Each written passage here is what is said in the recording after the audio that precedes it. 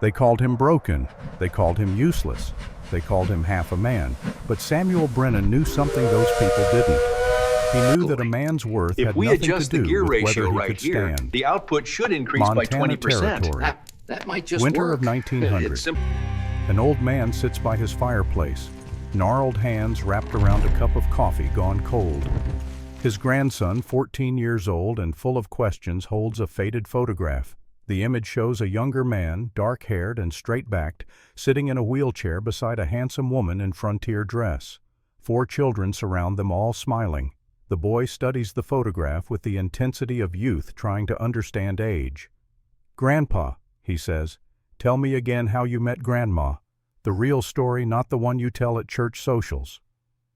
Samuel Brennan, 60 years old now, and walking with a cane that clicks against the wooden floor, moves to the window. Outside, the Montana landscape stretches endlessly under fresh snow. Mountains rise in the distance like ancient sentinels, the land he and Eleanor had built together, acre by precious acre. The real story. Sam says, his voice carrying the weight of decades, starts with rejection. February 1885. I was 38 years old, and I'd traveled 2,000 miles to meet a woman who took one look at me and decided I wasn't good enough. The boy leans forward. Sam turns from the window, and in his eyes is the distant focus of a man seeing not the present, but the past. But that rejection, Sam continues, was the beginning of everything. Sometimes, boy, the worst moments of your life are preparing you for the best. He settles into his chair, and as the fire crackles, he begins. February 14, 1885. The train from Philadelphia pulled into Bozeman with a screech of steel on steel that set Sam's teeth on edge. He'd been traveling for 6 days. 6 days of watching America scroll past his window. 6 days of dealing with curious stares from other passengers. 6 days of checking and rechecking the letter folded in his coat pocket. Beside him, his son Jacob pressed his face to the glass. 12 years old, all elbows and ears, with his mother's red hair and Sam's gray eyes. The boy had barely slept since they'd crossed into Montana Territory. Everything was new. Everything was possible, and his excitement filled the passenger car like steam from the engine. "Pa, look at the mountains," Jacob breathed. "You can see snow on the peaks even from here." Sam looked. The Bridger Range rose to the north, white and impossibly vast. Nothing in Philadelphia had prepared him for this scale. The West was exactly as he'd imagined it, enormous, unforgiving, and full of opportunity for a man willing to work. "Help me with the bags," Sam said. "We're about to meet Mrs. Hartwell." Jacob's excitement dimmed slightly. At 12, he was old enough to understand what was happening. His father was traveling across the country to marry a stranger, a business arrangement, a partnership between two people who needed what the other could offer. Jacob had lost his mother 5 years ago to consumption, and in that time he'd watched his father become increasingly isolated in Philadelphia. The city had no place for a disabled war veteran with a son to raise and pride too stiff to bend. Sam maneuvered his wheelchair toward the door as the train shuddered to a complete stop.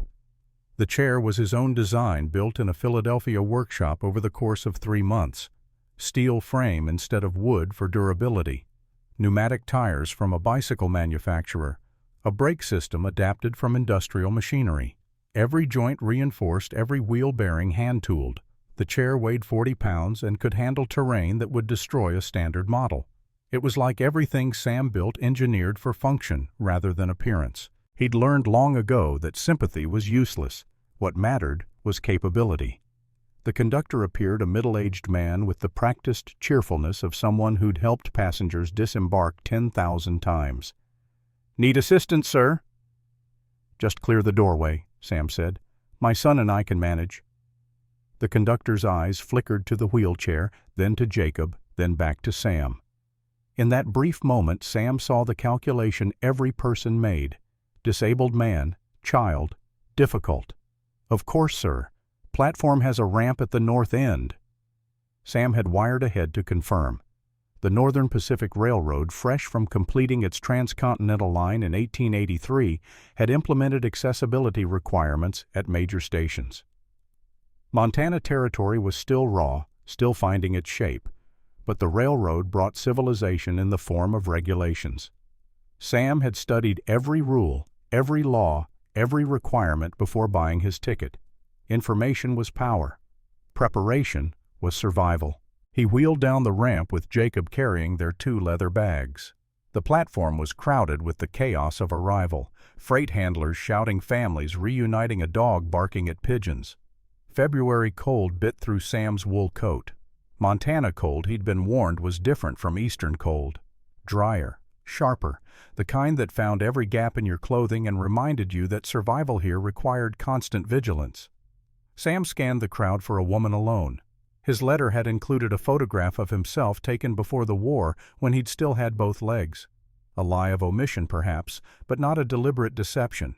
He'd mentioned his mobility limitations in writing, had described the wheelchair, had been, he thought, clear enough about his situation. She stood near a wagon at the platform's edge. 34 years old, according to her letter, though Montana wind and sun had aged her in ways that numbers couldn't capture. Dark hair pulled severely back. Strong features, handsome rather than pretty. She wore practical work clothes under a heavy coat, and her posture suggested someone accustomed to carrying burdens. Eleanor Hartwell, widow, mother of 2, owner of 640 acres of timberland and a logging operation that barely broke even. She'd placed her advertisement in the Philadelphia Inquirer 3 months ago, and Sam had been one of 37 men who'd responded. He'd written 3 drafts of his letter before sending it. The first had been too apologetic, leading with his disability as if it were the most important thing about him. The second had barely mentioned it at all, which felt dishonest. The final version had struck what he hoped was the right balance. War injury, wheelchair for mobility, no hindrance to skilled labor or business management, engineer by training, experienced in carpentry, surveying, contract negotiation. Her response had been brief. Arrival acceptable. February 14, 1885. Will meet train. 6 words that had seemed like possibility. Sam wheeled toward her with Jacob walking beside him. The crowd parted automatically, people making way for the wheelchair, the way they'd make way for a wagon or a dog.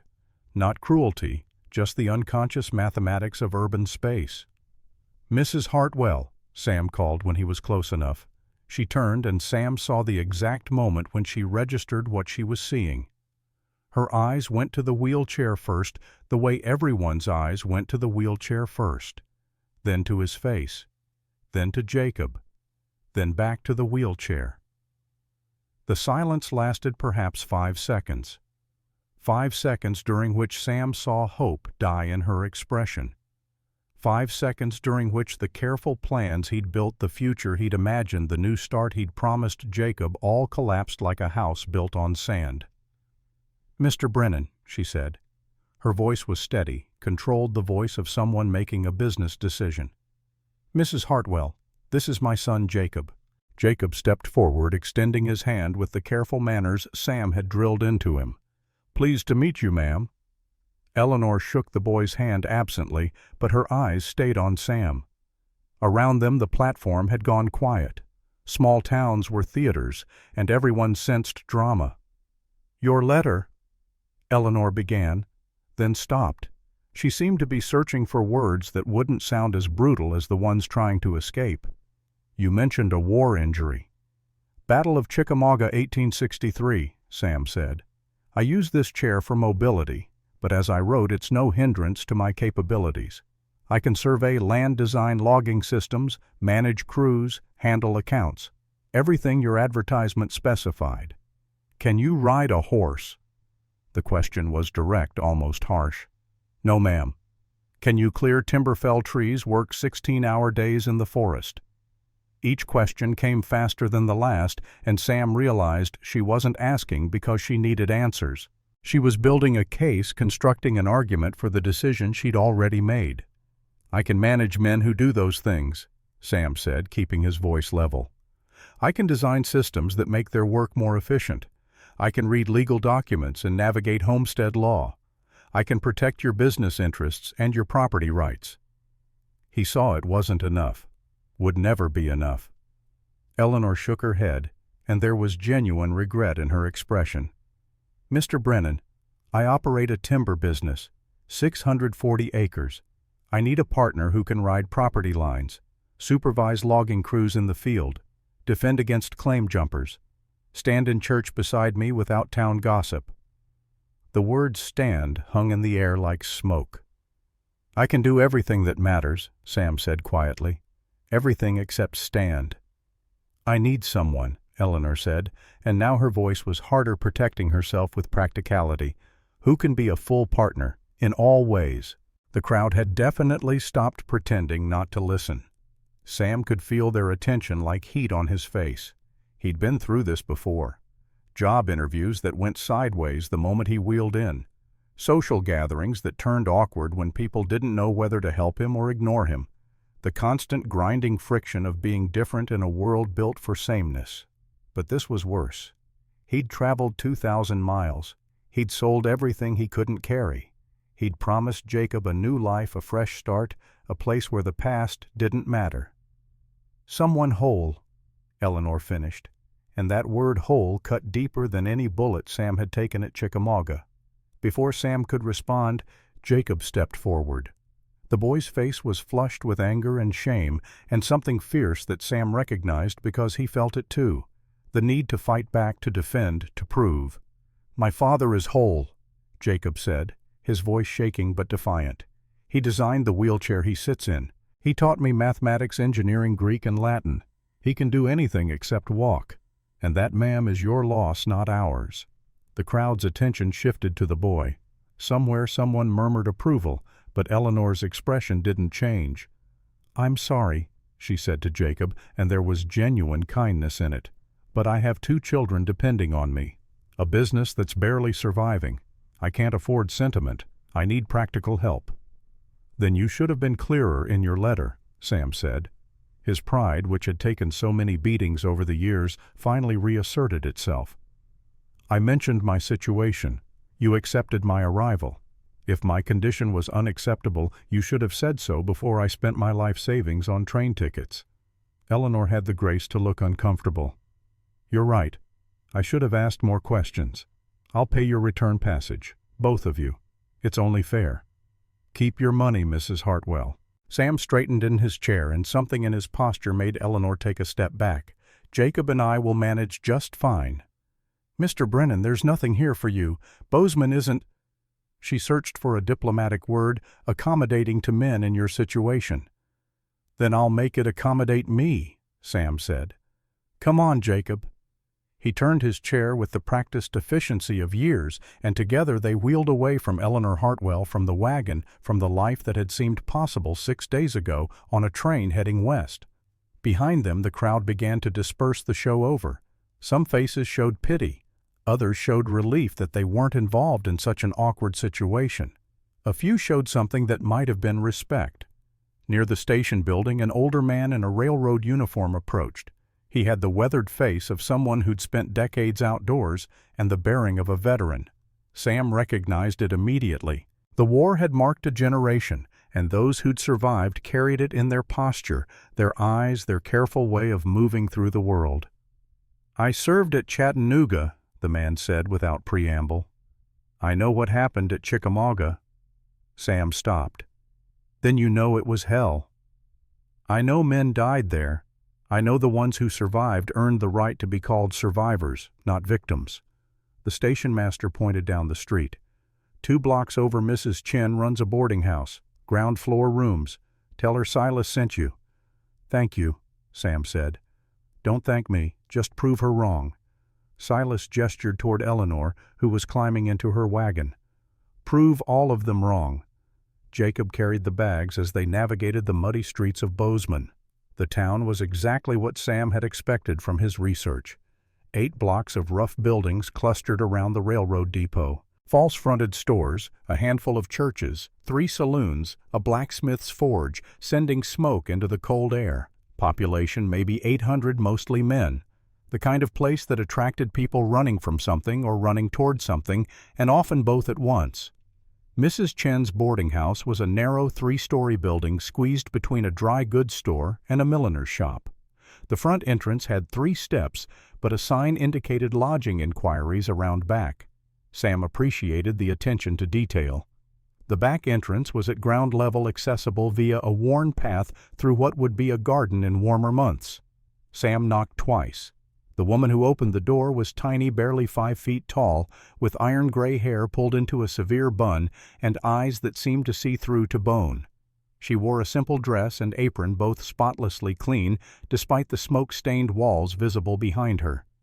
"No beggars," she said immediately. "I'm not begging," Sam replied. "I need a room. I can pay." Mrs. Chen looked at him at his chair at Jacob, standing uncertainly with their bags at the mud on their clothes and the exhaustion in their faces. Her expression revealed exactly nothing. "How long?" she asked. "I don't know yet. At least 3 days while I find work. $1 per day, meals included. No drinking, no gambling, no women. Payment in advance." Sam had exactly $1,200 to his name.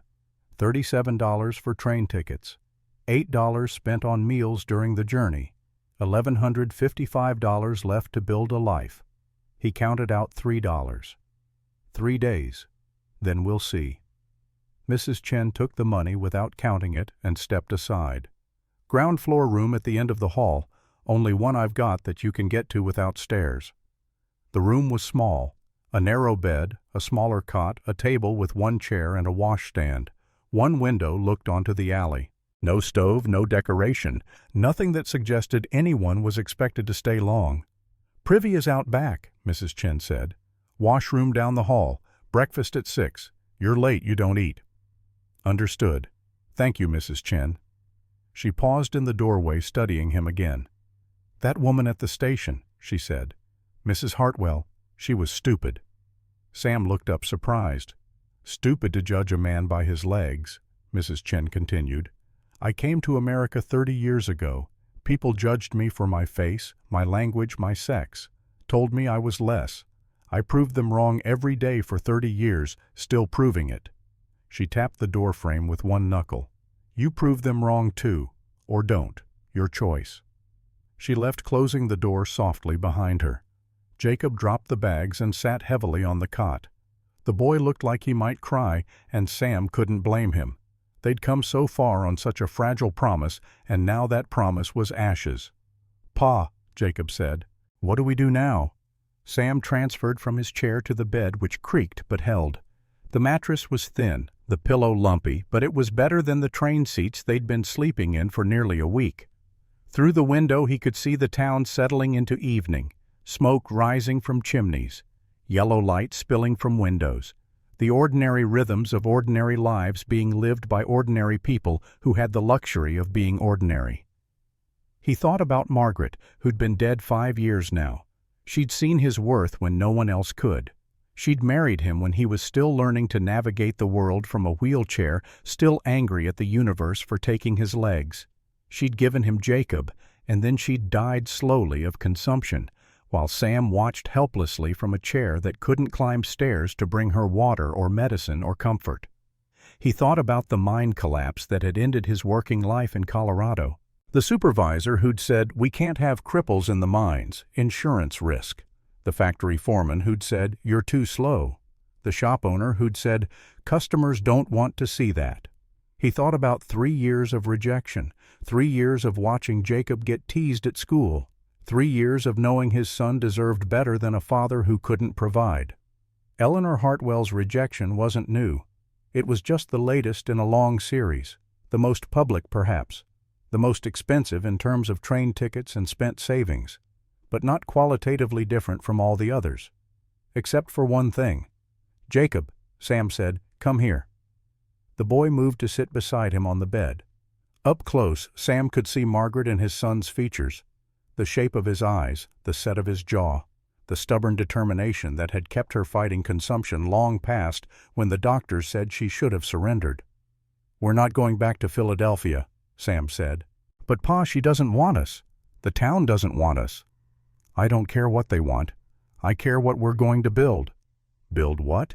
Sam gestured at the window at the town beyond. A life, a business, a future. We came here because Montana Territory is new enough that a man can still make something of himself. That's still true. Mrs. Hartwell's rejection doesn't change the fundamentals. But how? We don't have land. We don't have connections. We don't even know if there's work. Tomorrow, Sam said, we start finding out. I'll look for engineering work, carpentry, anything that needs a mind and hands rather than legs. And while I'm working, I'll be studying, learning the town, finding opportunities, understanding who has power and how power works here. He pulled out the notebook he'd been keeping during the journey. Pages of notes about Montana Territory, Homestead Act requirements, Timber Culture Act provisions, mineral rights, water rights, the complex legal framework that governed land ownership in the American West. Information is power, Sam said, echoing the lesson he'd taught Jacob 1,000 times. The people who succeed aren't the strongest or the fastest. They're the ones who understand the system and know how to work it. Jacob studied his father's face. You're going to stay. Really stay. I'm going to stay, Sam confirmed, not to prove Mrs. Hartwell wrong, not to show this town what I can do, but because you and I deserve better than running every time someone tells us we're not good enough. At some point, a man has to stand his ground. He smiled slightly at the irony of his own words. Even if he can't actually stand, Jacob finished, and despite everything, they both laughed. That night, Sam lay awake while Jacob slept. Through the thin walls, he could hear other boarders. A man coughing, a couple arguing in low voices, somewhere a child crying. The sounds of lives being lived in small rooms, people getting by however they could. Sam thought about the war, about being 24 years old and invincible, about leading cavalry charges and believing that courage and determination could overcome any obstacle, about the moment when the world exploded into pain and darkness and he'd woken 3 days later to learn that his legs were gone below the knee. The doctor had said, "You're lucky to be alive." Sam hadn't felt lucky. Margaret had said, "You're still you, still the man I love." And slowly, painfully, Sam had learned to believe her, had learned that losing his legs didn't mean losing himself, had designed his wheelchair, had taught himself engineering through books and correspondence courses, had built a life that worked even if it didn't look like anyone else's life. Then Margaret died, and Sam had to start over again. Grief was its own kind of disability, one that affected the heart rather than the legs. Now, lying in a boarding house room in a town where no one knew him and no one wanted him, Sam made himself a promise. Not for Eleanor Hartwell, not for the townspeople who'd watched his humiliation, but for himself and for Jacob. He would stay. He would build something. And when people looked at him, they would see capability rather than disability, worth rather than limitation. Tomorrow, the work would begin. Morning came cold and clear. Sam woke to the sound of a bell ringing somewhere in the boarding house. 6 o'clock. Breakfast time. He transferred to his chair, washed his face in the basin, and got himself and Jacob dressed and presentable. The dining room held a long table with benches on either side. 6 other boarders were already eating. 3 men in work clothes, probably railroad or timber workers. 1 traveling salesman with a sample case beside his chair. 2 women who might have been shop clerks or seamstresses. They all looked up when Sam wheeled in, then returned to their meals with the careful lack of interest of people who'd learned not to ask questions. Mrs. Chen served eggs, bacon, and bread without comment. The food was plain, but good. Sam ate methodically while Jacob shoveled food like he hadn't eaten in days. "You're the fellow from yesterday," one of the workers said. "The one the widow turned down." Word traveled fast in small towns. "That's right," Sam said. "Hell of a thing coming all this way and getting rejected at the station." The man shook his head. "What are you going to do now?" "Find work, build a life." "Doing what?" "No offense, but logging and mining don't accommodate." He gestured vaguely at Sam's chair. "I'm an engineer. I design systems, improve efficiency, solve mechanical problems." The traveling salesman looked up with interest. "You designed that wheelchair?" "I did." "It's good work. I've seen factory-made models that weren't half as functional. The salesman extended his hand across the table. Frank Morrison. I sell agricultural equipment, always looking for design improvements. They shook hands, and Sam felt the first small opening. Not a job, perhaps, but a connection. In a town of 800 people, connections mattered. After breakfast, Sam left Jacob at the boarding house with instructions to rest and unpack their few belongings. Then he wheeled out into Bozeman's morning. The town looked different in daylight, less threatening, more ordinary. The main street ran north-south for 8 blocks, lined with the standard frontier buildings. Sam had researched Bozeman before coming. Incorporated in 1883, named after John Bozeman, who'd pioneered the trail that bore his name, growing rapidly thanks to the railroad. Population pushing toward 1,000 if you counted the surrounding ranches and mining claims. Montana Territory itself was on the cusp of statehood. The territorial legislature was drafting a constitution. Debates raged about whether Montana would enter the Union as a free state or with complicated provisions about mineral rights and railroad regulation. It was, Sam thought, a good time to arrive, new enough that rules weren't set in stone, established enough that law mattered more than violence, mostly. He wheeled down the street, noting businesses: general store, blacksmith, carpenter's shop, land office, sheriff's office, 3 saloons, 2 churches, Methodist and Catholic, a newspaper office, the usual commercial ecology of a frontier town. The blacksmith's forge was sending smoke into the cold air. Sam wheeled toward it, drawn by the sound of hammer on anvil. The rhythmic clang was almost musical, a percussion that spoke of work being done, metal being shaped, useful things being created. The smithy was a large open-fronted building with a coal forge in the center and workbenches along the walls. Tools hung from hooks and nails. Half-finished projects cluttered every surface. A large man in a leather apron worked the forge, his movements precise despite his size. Sam waited until the man finished what he was doing, then called out, "Excuse me?" The blacksmith looked up. He was perhaps 55, with a weathered face and powerful arms. His eyes went to the wheelchair immediately, then to Sam's face with an expression of careful neutrality. "Help you with something." The voice was deep, carrying traces of a southern accent. "I saw your sign. You repair machinery." "I do." Sam pulled a rolled paper from the bag hanging on his chair. "I design machinery. Thought we might be useful to each other." He unrolled the paper on a workbench. It showed detailed engineering drawings for a sawmill blade tensioning system, measurements, angles, stress calculations. 3 months of work distilled onto 1 page. The blacksmith studied it, and Sam saw his expression change from skepticism to interest. "This would increase cutting efficiency by 30%, Sam said, "reduce blade breakage by half. I calculated the forces involved and designed the mechanism accordingly. What I can't do is build it. I don't have a forge or the strength to work metal, but someone who does." Sam gestured at the tools around them, could make good money implementing these improvements. The blacksmith looked at the drawings for a long time. Then he looked at Sam. "Where'd you learn this?" "Philadelphia. Worked with machinists after the war."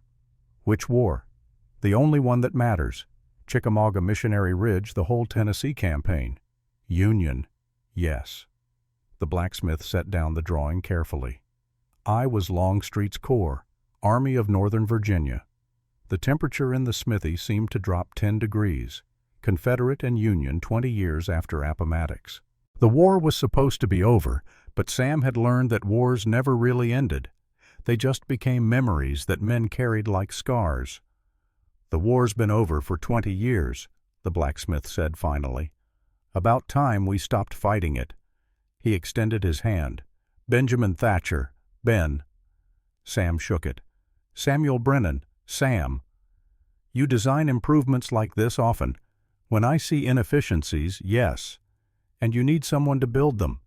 I need someone who understands metal and has the equipment to work it.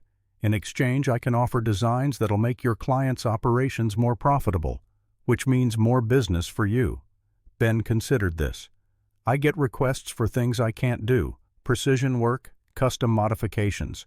Most of it I turn down because I don't have the expertise. But if you could design it and I could build it, he nodded slowly. That might work. I can pay you for the work up front, or we can work on commission-splitting profits from any improvements we implement. Commission sounds fairer, keeps us both invested. Ben paused. Pay's not going to be much at first. Maybe $10–15 a week depending on how many jobs we get. That enough to live on? $15 a week was barely survival wages, but it was better than nothing. It's enough to start. They shook hands again, sealing the arrangement. Sam's first job in Montana Territory. Not a grand achievement, perhaps. Not the partnership with Eleanor Hartwell that would have given him land and security. But it was honest work, and it was a beginning. As Sam prepared to leave, Ben called after him. You'll face trouble, you know. Some folks in town won't like the idea of me hiring a... He paused, searching for a diplomatic word, someone in your situation. I know. And you're staying anyway. I am. Ben smiled a slow, spreading grin that transformed his weathered face. Then you've got more spine than half the men in this territory. Welcome to Montana, Sam. Sam wheeled back toward the boarding house, feeling something loosen in his chest. Not hope exactly. Hope was too fragile for what he needed, but possibility. The sense that maybe, just maybe, he could make this work. He was 3 blocks from Mrs. Chen's when he heard the voice behind him. You're blocking the street. Sam stopped and turned. A carriage had pulled up beside him, expensive and out of place in rough Bozeman. The man inside was perhaps 50, well-dressed in a way that spoke of real money rather than frontier prosperity. His face had the smooth confidence of someone accustomed to being obeyed. The street's wide enough for both of us, Sam said. The man leaned out of the carriage window. You're the one Eleanor Hartwell rejected. Came all the way from Philadelphia to be turned down by a widow desperate enough to advertise for a husband. That must sting. Sam kept his face neutral. My travel plans are my own business, Mr. Caldwell. Harrison Caldwell. I own the railroad spur, the sawmill, most of the valuable land in this county. He smiled, but there was no warmth in it. Including land adjacent to Mrs. Hartwell's timber claim. Congratulations on your success. Success comes to those who can take it, those who stand on their own 2 feet. The emphasis was deliberate cruel. Sam met his eyes. I find a man's character is measured by more than how he stands.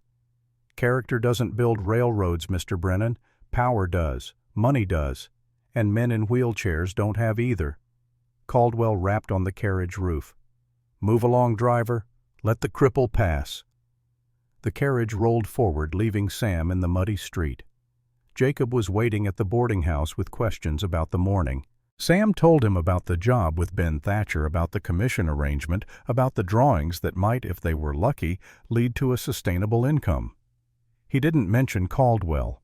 Didn't mention the casual cruelty or the veiled threat. 12-year-old boys didn't need to know about every battle their fathers fought. That afternoon, Mrs. Chen found Sam in the common room studying his notebook. My daughter needs help, she said without preamble. Shop inventory system. Current method wastes time. You understand numbers and organization. I do. $2 if you can fix it. Worth more, but that's what I can pay. Sam followed her to the dry goods store next door. May Chen was perhaps 20, with her mother's sharp eyes and a harried expression that suggested she was drowning in details. The shop was crammed with merchandise but poorly organized. Finding anything required searching through multiple boxes and crates. Sam spent 3 hours designing a new inventory system. Alphabetical organization for dry goods. Separate sections for tools, fabric, household items. A ledger system for tracking stock levels. Simple but effective. May tested it by looking for a dozen random items. Found them all in under 5 minutes, compared to 20 minutes with the old system. This is brilliant, she said. Mother, we should hire him permanently. Can't afford permanent, Mrs. Chen said. But $2 for today's work. She paid him in silver coins. And you eat free tonight. Good work deserves reward. $2 plus $15 a week from Ben Thatcher. $17 a week. Enough for room and board with a little left over. Not prosperity, but survival. And survival was the first step toward everything else. At dinner that evening, the other boarders were more talkative. Word had spread about Sam's work at the smithy and the general store. Frank Morrison, the salesman, asked about designs for agricultural equipment. One of the workers mentioned that the railroad was looking for someone to survey a contested right-of-way.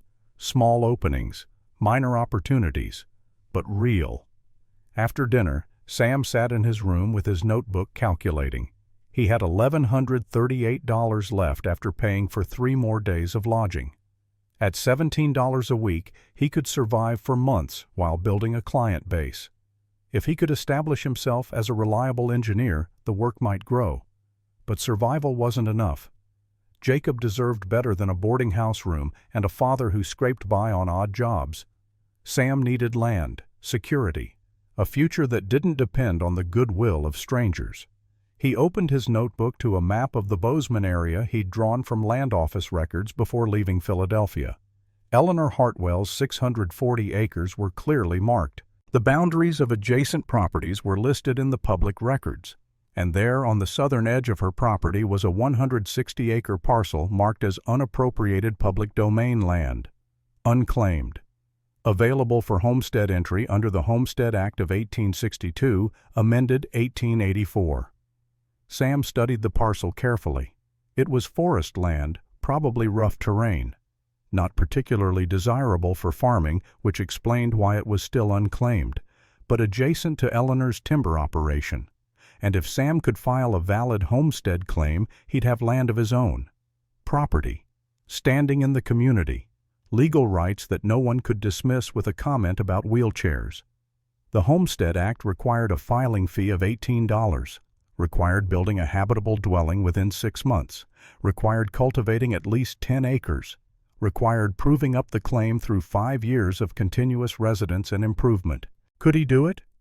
Build a cabin while working for Ben Thatcher, clear 10 acres of forest land, meet all the requirements while navigating from a wheelchair. Sam thought about Chickamauga, about watching men die around him, about waking in a field hospital and learning his legs were gone, about the moment when he'd had to choose between giving up or adapting, about Margaret telling him he was still himself, still capable, still worthy of love and life and future. He could do this. It would be hard, would require every skill he possessed, would demand he be better, smarter, more determined than any able-bodied settler. But he could do it. Sam pulled out a fresh sheet of paper and began drafting a homestead application. Name Samuel Brennan, age 38, citizenship natural born, military service, Union Army discharged honorably, 1865. Parcel description, Section 23, Township 2, South Range, 6 East South Quarter, 160 acres. Tomorrow he'd file the claim. Tomorrow he'd begin building something that no one could take away. Tomorrow he'd prove that rejection wasn't an ending, but a beginning. He worked until midnight refining his application, checking calculations, making sure every detail was correct. When he finally set down his pen, Jacob was long asleep, and the boarding house was quiet around him. Through the window he could see stars brilliant in the Montana sky, brighter than Philadelphia stars, closer somehow, as if the west compressed distance brought everything into sharper focus. Sam transferred to his bed, body tired but mind still racing with plans. He thought about Eleanor. Hartwell wondered if she regretted her decision, wondered if she was struggling tonight with the same problems that had driven her to advertise for a husband in the first place. He thought about Harrison Caldwell's smirk and veiled threats, about the casual cruelty of someone who measured worth by external markers rather than internal qualities. He thought about Ben Thatcher offering work to a stranger who'd fought for the other side, about Mrs. Chen and her daughter paying him for solutions to their problems, about small kindnesses in a hard place. And he thought about Jacob sleeping peacefully on the cot, trusting that his father would find a way forward. That trust was the heaviest weight Sam carried, heavier than any burden he'd shouldered before losing his legs, the responsibility of being someone's entire world. He wouldn't fail that trust. Couldn't fail it. Tomorrow would bring new challenges. Tomorrow would test whether Sam's plans could survive contact with Montana reality. Tomorrow would be the first step in a journey that had no guaranteed destination. But tonight, for the first time since rolling off the train to Eleanor Hartwell's rejection, Sam Brennan felt something that might have been peace. The peace of having a plan. The peace of taking action rather than accepting defeat. The peace of knowing that whatever happened next, at least he was moving forward. Outside, the Montana night settled deeper. Inside, Samuel Brennan closed his eyes and dreamed of land and timber and a cabin built by his own design, of proving that a man's worth had nothing to do with his legs and everything to do with his mind, his hands, and his refusal to quit. The measure of a man, Sam thought as sleep took him, isn't found in how he stands, but in what he builds when the whole world tells him he should fall. The Montana Territorial Land Office occupied a narrow building on Main Street, wedged between a lawyer's office and a surveyor's supply shop. Sam wheeled through the door at 8 o'clock sharp, Jacob beside him carrying the carefully prepared homestead application. The clerk was a thin man in his 40s with ink-stained fingers and the perpetually harried expression of someone drowning in paperwork. He looked up when Sam approached his desk, and Sam saw the now familiar flicker of surprise, followed by professional neutrality. "Help you?" the clerk asked. "I'd like to file a homestead claim." Sam placed his application on the desk. Section 23, Township 2 South Range, 6 East, South Quarter, 160 acres. The clerk scanned the document with the quick efficiency of someone who'd processed hundreds of similar claims. Then he stopped and his expression shifted from neutral to uncomfortable. "This parcel," the clerk said carefully, "is adjacent to the Hartwell timber claim." "Yes. And you understand it's also adjacent to land owned by the Caldwell Railroad Company?" "I do." The clerk set down the application and looked at Sam directly. "Mr. Brennan, I'm required to inform you that Mr. Caldwell has expressed interest in acquiring this parcel. Has he filed a claim?" "No, but given his position in the community and his ongoing negotiations with the territorial government regarding railroad expansion, there's an expectation that certain parcels will be held for his use." Sam kept his voice level. "An expectation isn't a legal claim. Under the Homestead Act of 1862, as amended in 1884, any citizen over 21 who is the head of a household or has completed military service may file on unappropriated public domain land. I meet all those requirements. This parcel is listed as unappropriated, therefore I'm filing my claim." The clerk's face tightened. "Mr. Brennan, I appreciate your understanding of the law, but you need to consider practical realities. Mr. Caldwell is a powerful man in this territory. He has connections in Helena and Washington. If you file this claim, you'll be making an enemy of someone who can make your life very difficult. I'll take that risk. And there's the matter of proving up the claim. You'll need to build a habitable dwelling within 6 months. You'll need to cultivate at least 10 acres. You'll need to demonstrate continuous residence for 5 years. The clerk's eyes dropped to Sam's wheelchair, the meaning unmistakable. "The Homestead Act requires that you make these improvements yourself, given your," he paused, "physical limitations that might be challenging." Sam had expected this, had prepared for it. The Act requires good faith effort at improvement, not that every board be nailed by the claimant's own hand. I can design a dwelling. I can direct its construction. I can manage cultivation. The law doesn't specify how work must be done, only that it must be done. That's a very liberal interpretation. It's the correct interpretation, and if you'd like to challenge it, we can request a territorial land agent review. But I don't think you want that kind of scrutiny on your filing procedures." Sam let that hang in the air.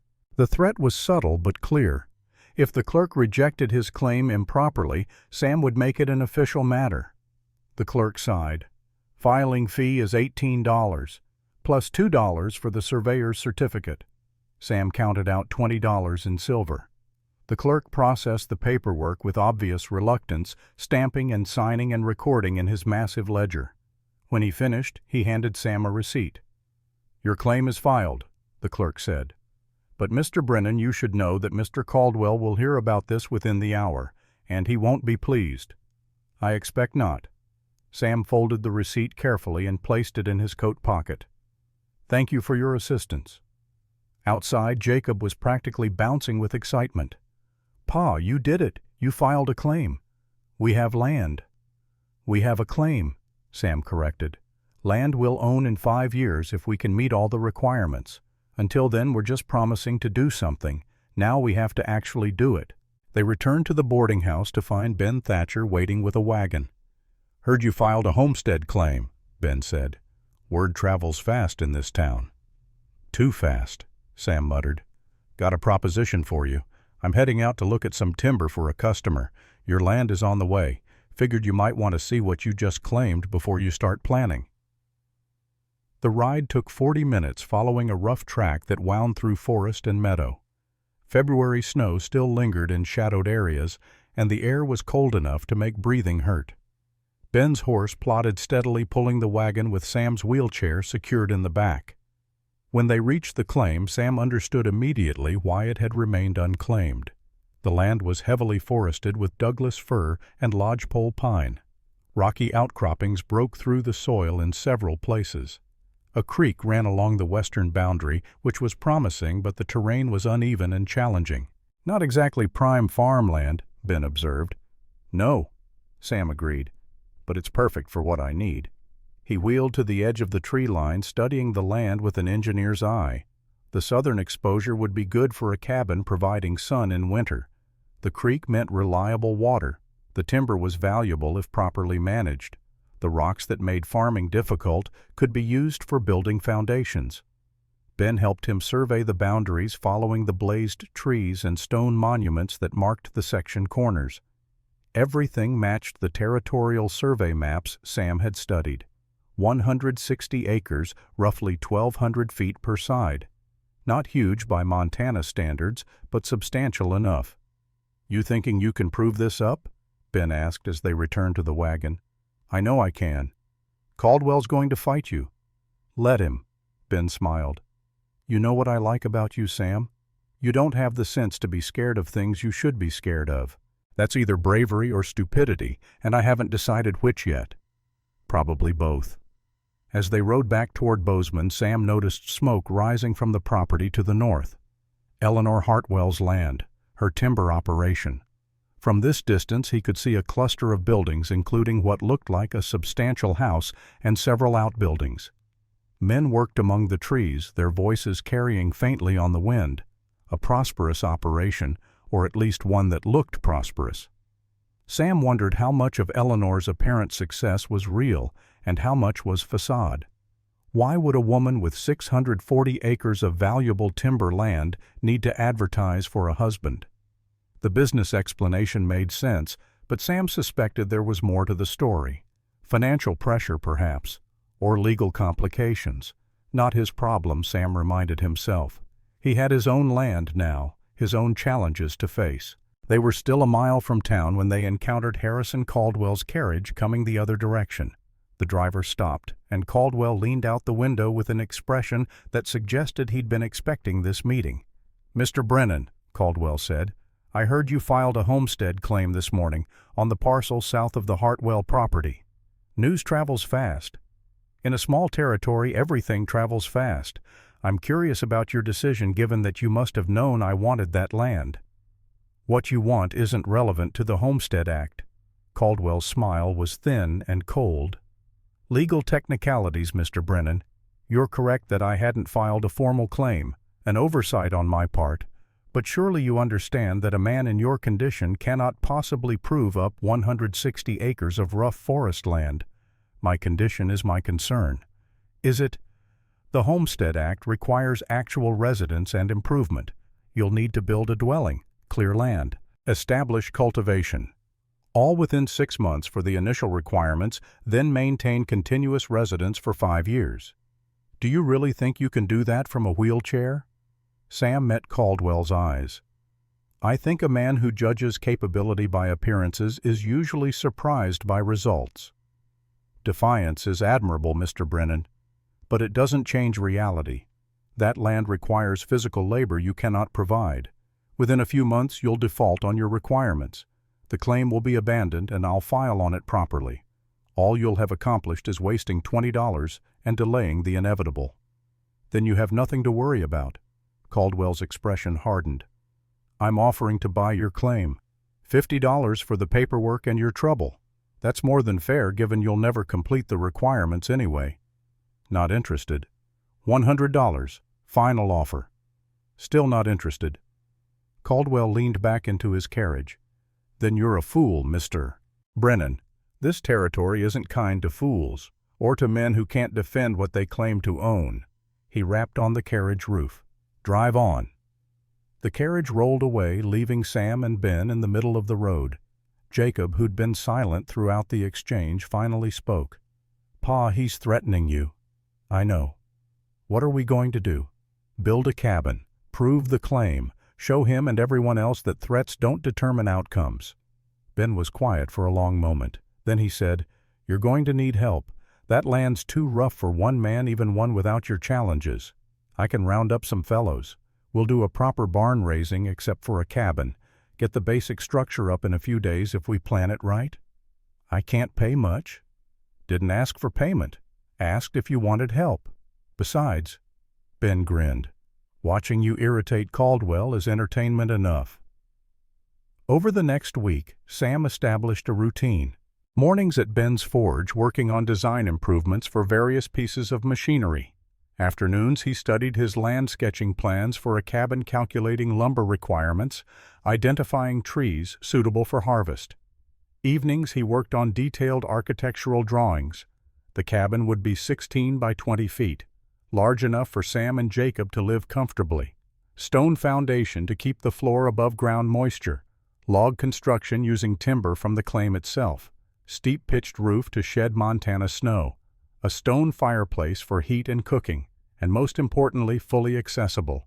No steps, wide doorways, carefully planned interior layout that accommodated a wheelchair. Sam showed the plans to Ben, who studied them with professional interest. This is solid work. You've thought through every detail. I've had practice designing for my own needs. When do you want to start building? As soon as we can get the foundation dug and timber cut. I've got 6 months to have a habitable dwelling, don't want to wait until the last minute. Ben gathered 8 men for the building effort. Most were people Sam had met in passing over the previous week. A carpenter who'd admired Sam's designs. 2 loggers who'd heard about the confrontation with Caldwell and liked the idea of someone standing up to the railroad baron. A farmer whose son had lost a leg in a railroad accident and who appreciated seeing a disabled man refuse to accept limitations. They gathered on a Saturday morning, tools in hand, ready to work. Sam had marked the cabin site with stakes, and the foundation holes were already dug to specifications. Ben had brought a wagon full of supplies purchased with Sam's dwindling savings. "Gentlemen," Sam said, addressing the group from his wheelchair, "I appreciate you coming. I know some of you are curious about what a man in a chair can contribute to building a cabin. The answer is everything except the heavy lifting. I've designed this cabin down to the individual joints. I'll direct the construction handle measurements, ensure everything fits precisely. Your job is to provide the muscle and skill to execute the design. Questions?" One of the loggers raised his hand. "You really think you can prove up this claim? It's rough land." "I know I can." "Caldwell's going to make trouble." "He already has. But trouble doesn't build cabins. Work builds cabins. So let's work." They started with the foundation. Sam had designed a pier system using stones from the property. Each pier had to be level, properly spaced, and deep enough to prevent frost heave. Sam checked every measurement, adjusted placements, ensured precision. "You're particular," the carpenter observed.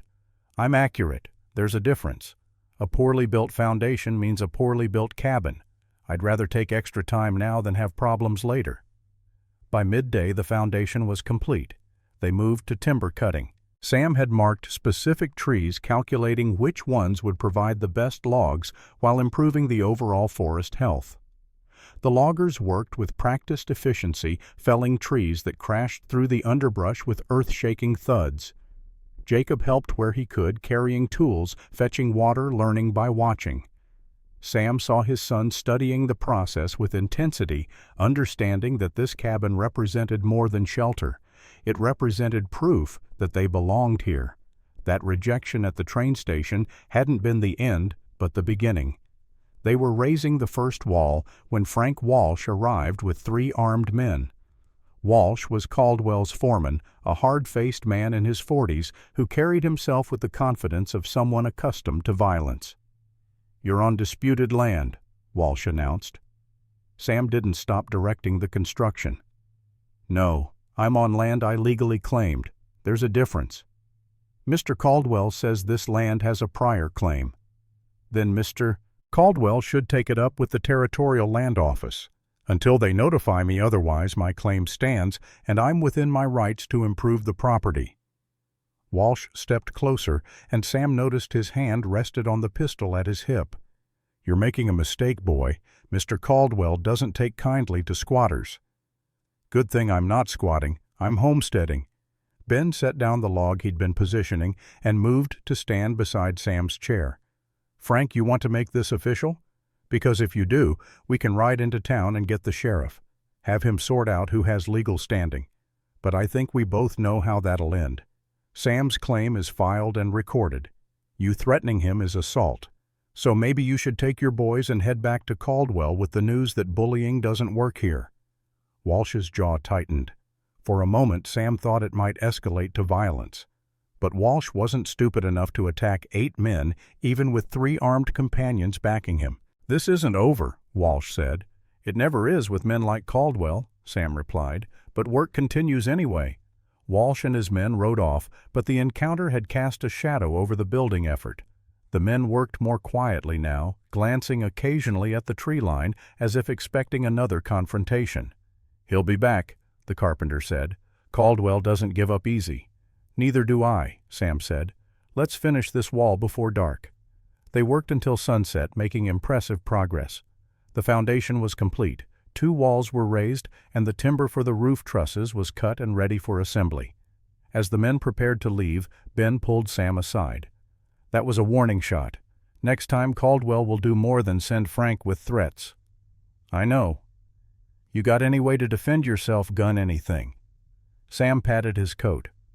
"Service revolver from the war. Haven't fired it in years, but I keep it maintained." "Good. Keep it close." "And Sam," Ben's expression was serious, "you're a stubborn man, and I admire that. But stubbornness isn't always enough. Watch your back." That night, Sam lay awake, listening to the sounds of the boarding house. Through the wall, someone coughed repeatedly. Down the hall, footsteps paced back and forth. Outside, a dog barked at something unseen. Sam thought about the cabin taking shape on his land, about the way the logs fit together with satisfying precision exactly as he'd designed, about the stone foundation that would last decades, about creating something permanent in a temporary world. He thought about Caldwell's threat, about Frank Walsh's hand on his pistol, about the reality that law meant less in Montana Territory than it did in Philadelphia. That might sometimes trump right regardless of what paperwork said. But mostly, Sam thought about Margaret, about the last conversation they'd had before she died, her voice barely a whisper, her hand cold in his. "Promise me," she'd said, "you'll give Jacob a real home, not charity, not pity, but something you built with your own hands and mind." Sam had promised, and now 5 years later he was finally keeping that promise. The next morning, Sam was at the land office before it opened, requesting copies of his filed claim and all associated documentation.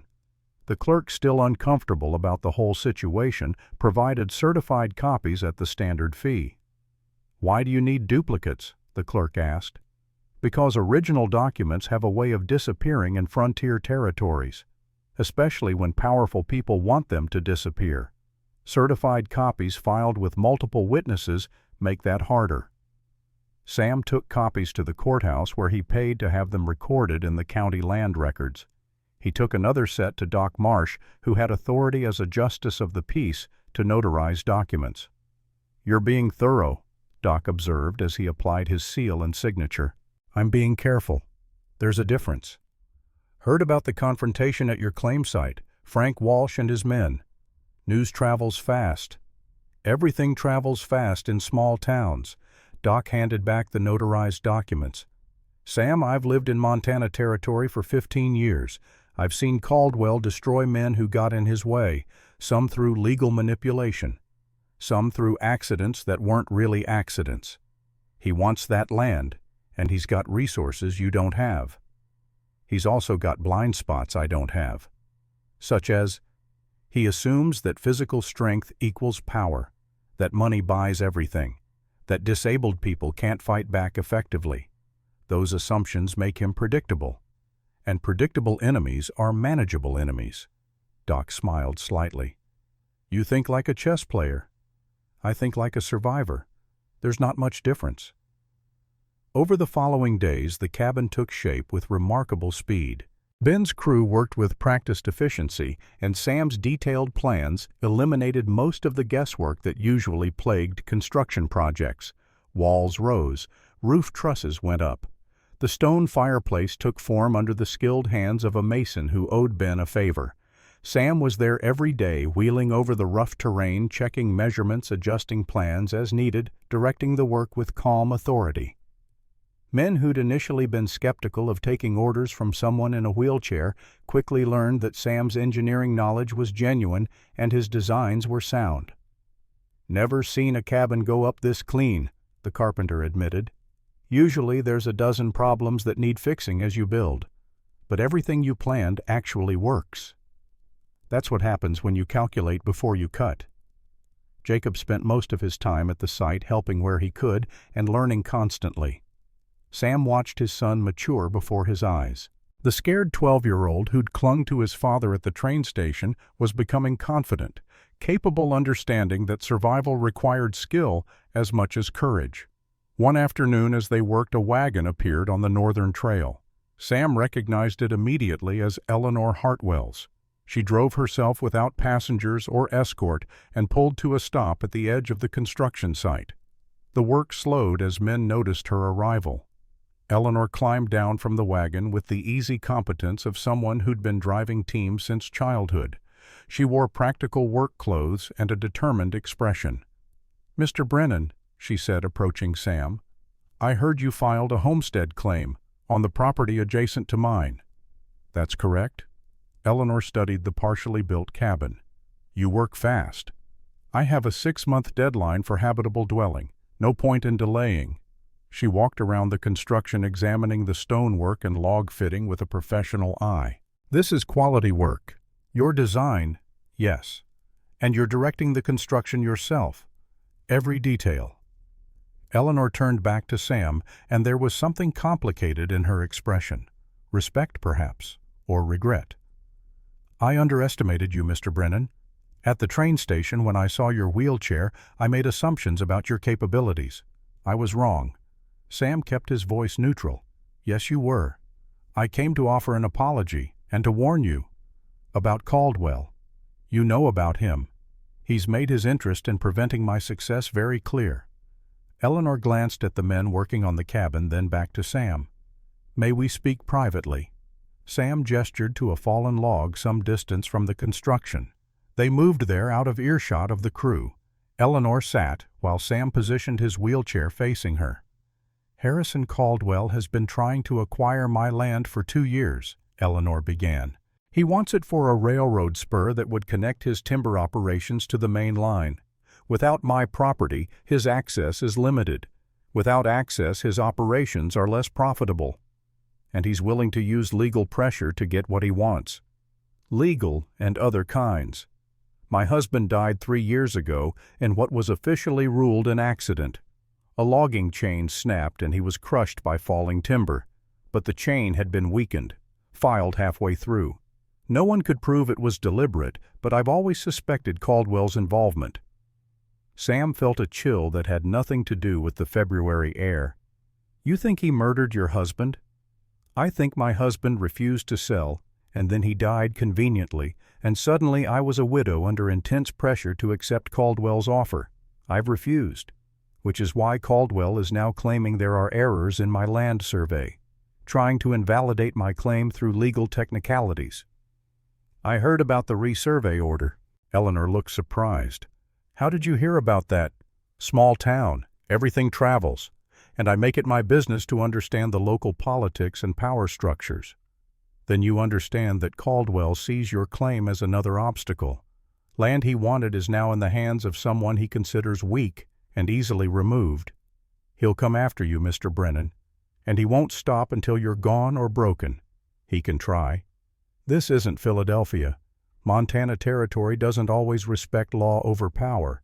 Men disappear. Accidents happen. If you're expecting justice and fair play, you'll be disappointed. Sam studied Eleanor's face. The worry there seemed genuine. Why are you warning me? 2 weeks ago you told me I wasn't whole enough to be your partner. Now you're concerned about my safety. Eleanor had the grace to look uncomfortable. 2 weeks ago I was desperate and scared and made a terrible decision based on appearance rather than substance. I judged you by your wheelchair instead of your character. That was wrong, and I'm ashamed of it. But you're not offering to reconsider your decision. No, because you deserve better than a partnership born of desperation and apology. You deserve someone who sees your worth from the beginning, not someone who had to be shown. Eleanor stood. But I wanted you to know that Caldwell is dangerous, and that if you need help, if you need someone who understands how he operates, I'm willing to assist. Why would you do that? Because we're neighbors now, because we're both fighting the same enemy, and because— She paused, searching for words. I owe you better than I gave you. After Eleanor left, Ben came over with a questioning look. What was that about? Warning about Caldwell, and apology for the train station. You believe her? About Caldwell? Yes. About being sorry? Maybe. But it doesn't matter. My focus is building this cabin and proving my claim. Everything else is secondary. 10 days later, working from dawn to dusk, the cabin was structurally complete. Walls, roof, floor, fireplace door, and 2 windows. Not finished inside, but weather-tight and habitable by homestead standards. Sam and Ben installed the last roof shingle as sunset painted the Montana sky in shades of orange and red. You did it, Ben said. 6 weeks from filing to habitable dwelling. I've seen settlers take 6 months to accomplish half this much. Good design and motivated workers. And a stubborn man who refused to accept that it couldn't be done. Ben climbed down from the roof and offered his hand. Congratulations, Sam. You're officially a Montana homesteader. That night, Sam and Jacob moved into their cabin. They had bedrolls but no furniture yet. No stove, just the fireplace for heat and cooking. But it was theirs, built on land they'd claimed, a permanent home for the first time in 5 years. Jacob spread his bedroll near the fireplace and lay staring at the ceiling. Pa, this is really ours. No one can take it away.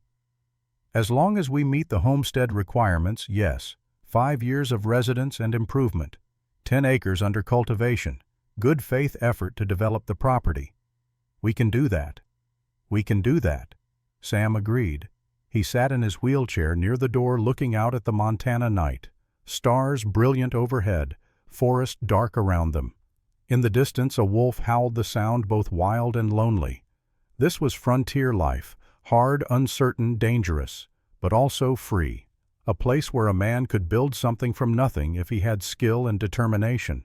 Sam thought about the path that had led him here. From Chickamauga to Philadelphia to a train heading west.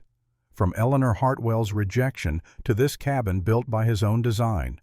From being called broken to proving that wholeness had nothing to do with legs. Pa? Jacob's voice came soft from near the fireplace. Yes? Are you happy? Sam considered the question. Happy wasn't the word he'd have chosen. Satisfaction, perhaps. Pride in accomplishment. Relief at having secured something permanent. But happy, I'm content, Sam said finally, which is better than happy. Happiness comes and goes. Contentment lasts. But contentment was about to be tested. In late February, 2 weeks after moving into the cabin, a rider brought notice from the Territorial Land Office. Harrison Caldwell had filed a formal challenge to Sam's homestead claim. The charges were specific and damning. Failure to demonstrate good faith residency. Inadequate improvements to the property. Insufficient cultivation to meet Act requirements, and most seriously physical incapacity to fulfill ongoing homestead obligations. Sam read the notice twice, his jaw tightening with each word. The hearing was scheduled for March 15th, 3 weeks away. Presiding officer would be Judge William Carver, the same judge who'd ordered Eleanor's land resurveyed, Caldwell's judge, Caldwell's court, Caldwell's territory. Sam wheeled to Ben's forge with the notice in hand. Caldwell's challenging my claim, hearing in 3 weeks. Ben read the document, his expression darkening. Judge Carver, that's bad. Carver owes Caldwell money and favors. You won't get a fair hearing. Then I'll need to make my case so airtight that even a corrupt judge can't dismiss it. How? Sam pulled out his notebook. Documentation, photographs if I can get them, witness testimony, detailed records of every improvement, survey measurements, construction specifications. I'll document everything so thoroughly that Carver would have to commit obvious fraud to rule against me. And if he does that, I'll appeal to the Territorial Land Commissioner in Helena. That could take months, maybe years. Then it takes months. I'm not leaving. Over the next 3 weeks, Sam worked with frenzied intensity. He hired a photographer from Bozeman to document the cabin, taking pictures from multiple angles, showing the quality of construction. He had Ben and the other builders sign affidavits describing the work they'd done. He measured and recorded every detail of the property. He drafted a legal brief citing relevant homestead law and territorial precedents. He also began clearing land for cultivation. 10 acres was the requirement, and Sam had marked a section near the cabin that had relatively clear soil. The trees there were smaller, easier to remove. He hired 2 men to do the heavy labor of felling and removing timber, but he directed the work and personally surveyed the cleared area to document progress. Eleanor appeared one afternoon while Sam was supervising the land clearing. She'd brought her 2 children, Sarah and Thomas, both of whom stared at Sam with open curiosity. I heard about Caldwell's challenge, Eleanor said without preamble. Carver will rule against you unless you can make an overwhelming case. I'm aware. I have experience with Carver's court, with Caldwell's tactics. I could help. Sam looked at her carefully. Why would you help? What's in it for you? Practical reasons. If Caldwell takes your land, it strengthens his position against mine. Strategic reasons. 2 opponents are harder for him to fight than one. And personal reasons, I owe you better than I gave you, and this is a way to start repaying that debt. I don't want charity. I'm not offering charity. I'm offering alliance. You need someone who knows how Caldwell operates. I need someone with legal knowledge and engineering skills. We help each other. Fair exchange. Sam considered this. Pride suggested refusing, but pragmatism suggested accepting. What kind of help? I have documents showing Caldwell's pattern of challenging homestead claims. 3 other settlers in the past 2 years. All had their claims invalidated by Carver. All that land ended up in Caldwell's possession.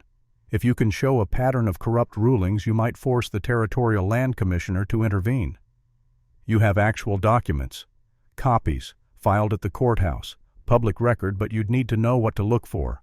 I can show you. They went to the courthouse together, leaving Jacob and Eleanor's children at the cabin site where one of the workmen could supervise.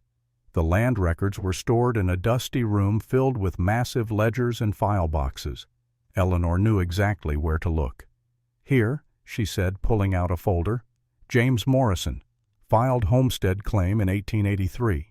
Caldwell challenged, claiming insufficient improvements. Carver ruled in Caldwell's favor, claim reverted to public domain.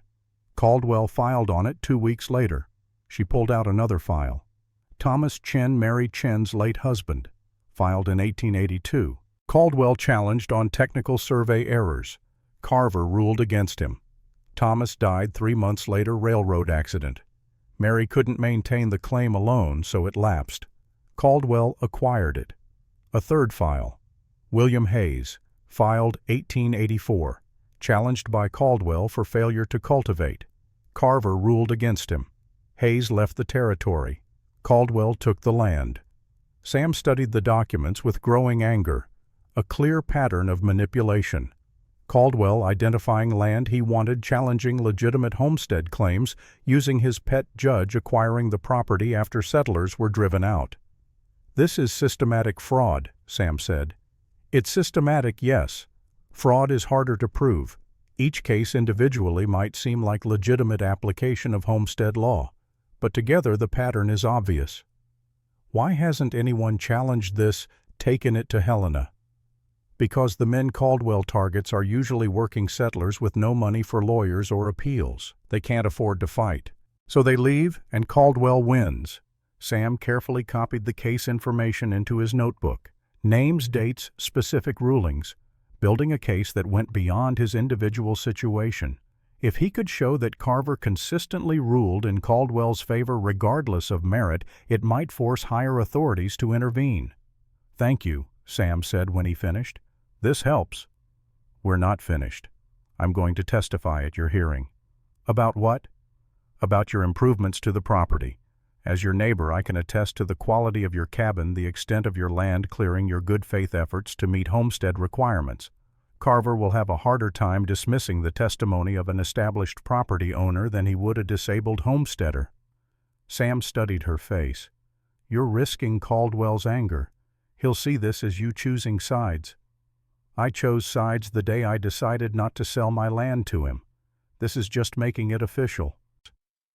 They were leaving the courthouse when they encountered Reverend Isaiah Porter on the steps. The minister was in his late 40s with the stern bearing of someone who saw moral certainty in every situation. "Mrs. Hartwell," Porter said, nodding stiffly. Then his eyes fell on Sam. "Mr. Brennan, I heard you filed a homestead claim." "Yes, Reverend." "I also heard you're facing a challenge from Mr. Caldwell, a challenge based in part on your physical inability to meet homestead requirements." "The challenge is based on Caldwell wanting my land. My physical condition is just his excuse." Porter's expression was disapproving. "Mr. Brennan, I don't mean to be unkind, but there's a natural order to things, a divine order. Men are meant to work the land with their bodies as well as their minds. A man who cannot stand, cannot plow, cannot fell timber, cannot truly claim to be a homesteader."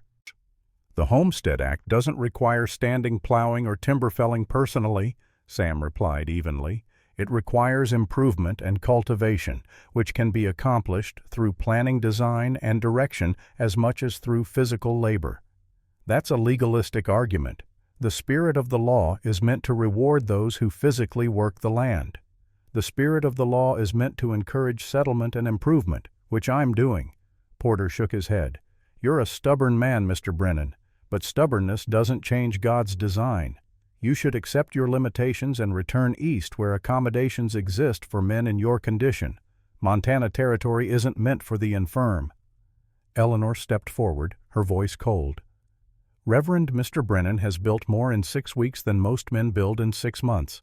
His cabin is the finest construction I've seen in this territory. His land clearing is progressing rapidly. He's meeting every requirement of the Homestead Act. The only infirmity I see is your inability to recognize capability when it's presented in an unexpected package." Porter's face reddened. "Mrs. Hartwell, I expect such defiance from you. You've always been too independent for a woman. But defending a cripple against the natural order is beyond even your usual contrary nature. And judging a man's worth by his legs rather than his character is beyond even your usual righteousness. Yet here we are." Eleanor took Sam's arm in a gesture of solidarity. "Good day, Reverend. We have work to do." They left Porter sputtering on the courthouse steps. "Thank you," Sam said when they were out of earshot. "You didn't have to do that." "Yes, I did. Porter speaks for too many people in this town.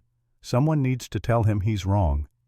As they walked back toward where they'd left their respective transports, Eleanor spoke again. "Sam, I need to ask you something. Why did you file on land next to mine? Of all the unclaimed parcels in the territory, why choose one that borders my property?" Sam had expected this question. "Strategic reasons. The land is forested but not prime timber, so it was less likely to be claimed by others. Tactical reasons. Being near your operation means access to tools, knowledge, and markets. And personal reasons, I wanted you to see what you rejected. Wanted to build something you'd have to acknowledge every time you looked south from your land. Spite, then. Pride, Sam corrected. There's a difference. Spite would be trying to harm you. Pride is trying to prove my own worth. Eleanor was quiet for a moment. I deserved that. Yes, you did. Does it help proving your worth to someone who was too blind to see it initially? Sam considered. No, because I realized something after you rejected me. The only person whose opinion matters is my own. If I know my worth, what others think becomes irrelevant. That's a hard philosophy to maintain in a world that judges constantly. So is maintaining a timber operation as a widow in a territory that thinks women can't run businesses. Yet here you are. Eleanor smiled slightly. Touché, Mr. Brennan. The night before the hearing, Sam couldn't sleep. He lay in his bedroll staring at the cabin ceiling he'd designed, listening to Jacob's steady breathing and the wind moving through the pines outside. He thought about tomorrow, about Judge Carver, who'd already decided the outcome before hearing any evidence, about Caldwell, who believed power trumped law, about the very real possibility that everything he'd built in the past 2 months would be taken away by corrupt rulings and legal manipulation.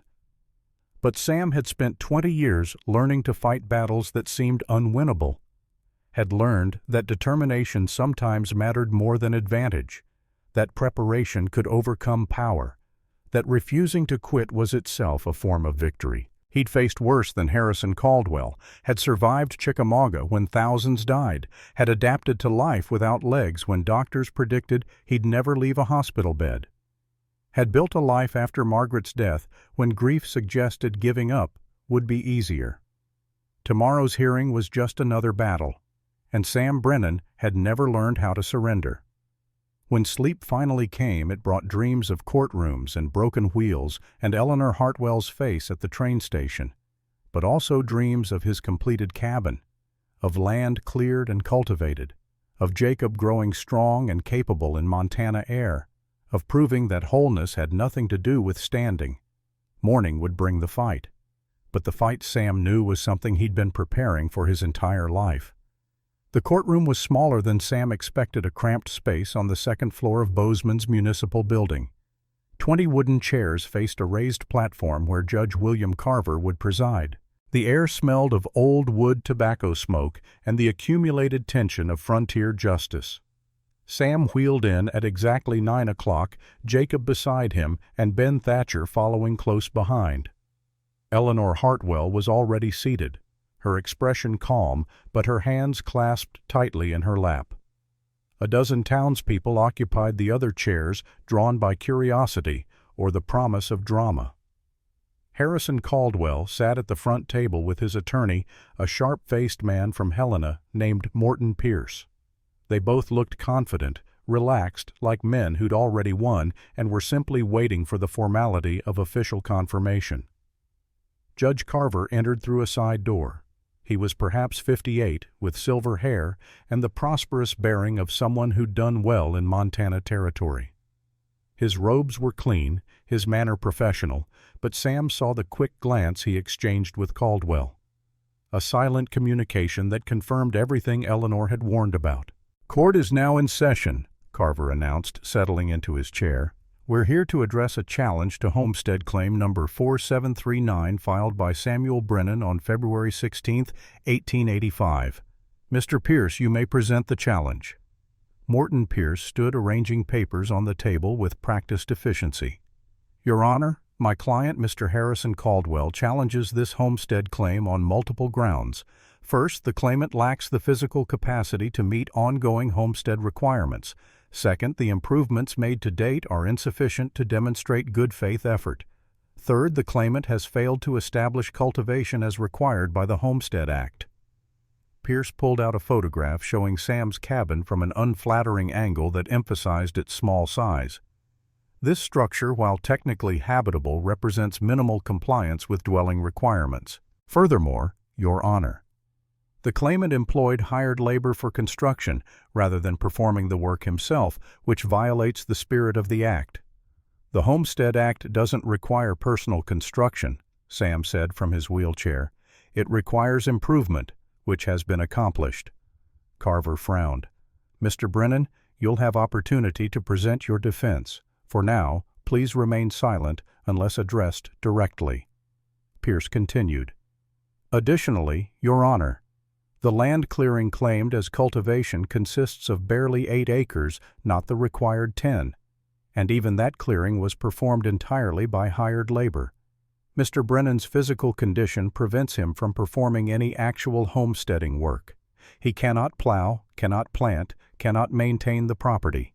His claim is essentially fraudulent, an attempt to acquire land through legal technicality rather than genuine settlement."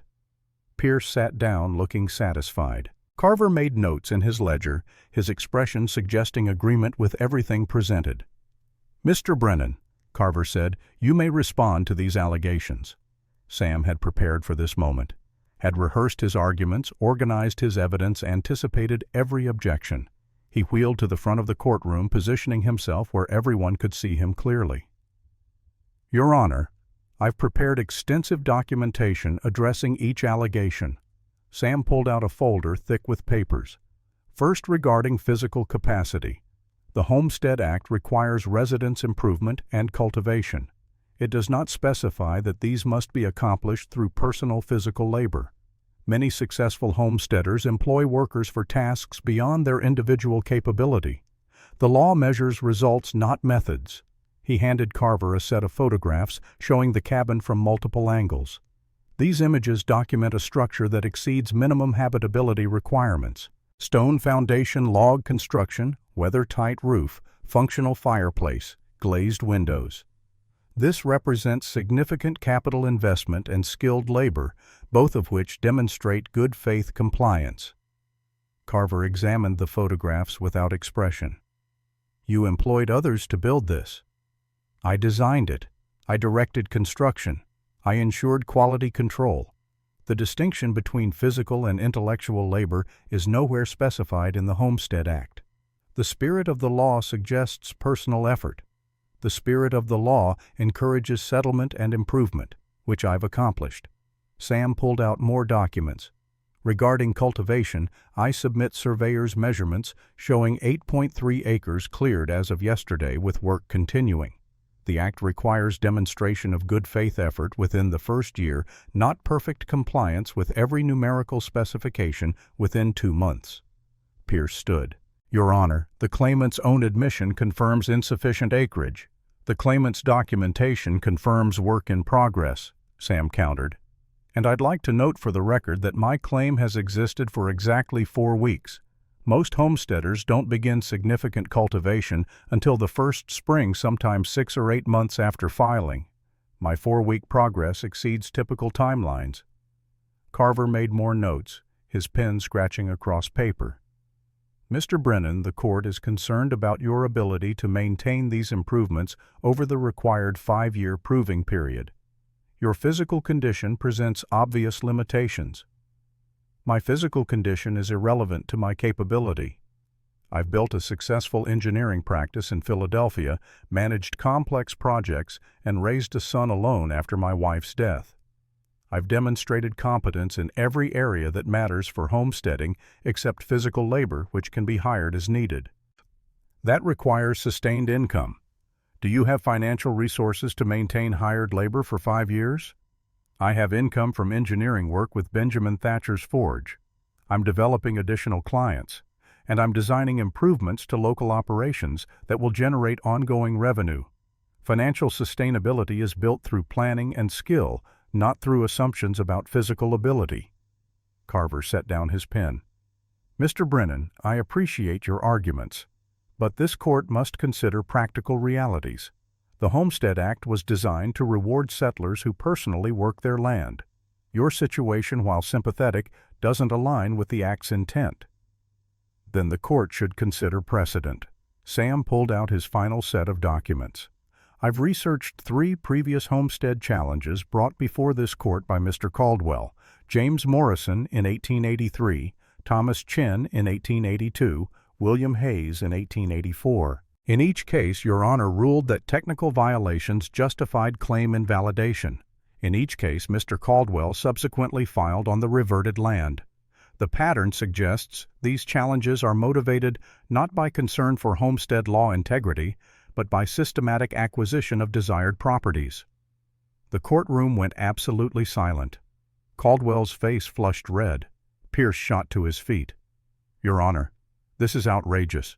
My client's past legitimate challenges have no bearing on the current case." "They have every bearing," Sam said calmly. "They demonstrate that Mr. Caldwell uses this court to acquire land he wants through manufactured legal challenges. My claim is simply his latest target. And if this court rules against me on grounds that wouldn't justify invalidation in a neutral proceeding, it will constitute evidence of systematic corruption that I will report to the Territorial Land Commissioner in Helena." Carver's expression went from annoyed to furious. "Mr. Brennan, you're dangerously close to contempt of court. I'm dangerously close to exposing corruption of court. There's a difference." "Your Honor," Pierce interjected, "the claimant is making serious accusations without evidence. The evidence is in the court's own records, public documents showing a pattern of rulings that consistently favor Mr. Caldwell regardless of case merits." Sam met Carver's eyes directly. "And I've filed copies of all relevant documents with the Territorial Land Office in Helena, along with a formal request for review should this court rule against me. So Your Honor faces a choice: rule fairly based on actual homestead law or rule corruptly and face investigation." The silence stretched. Carver looked at Caldwell, who gave a barely perceptible shake of his head. A silent command: back off. The judge's corruption was apparently valuable enough that Caldwell didn't want it exposed for the sake of one homestead claim. "This court will take a brief recess," Carver announced. "All parties remain available." He disappeared into his chambers. The courtroom erupted in whispers. Ben leaned over to Sam. That was either brilliant or suicidal. Possibly both. It was necessary. Corrupt judges only have power if no one challenges them publicly. Eleanor approached her expression a mixture of admiration and concern. "You just threatened a territorial judge in open court." "I promised him consequences for corrupt behavior. That's different from a threat." "Not to him it isn't. Sam, you've made an enemy of both Caldwell and Carver now." "They were already my enemies. I just made the terms of engagement clear."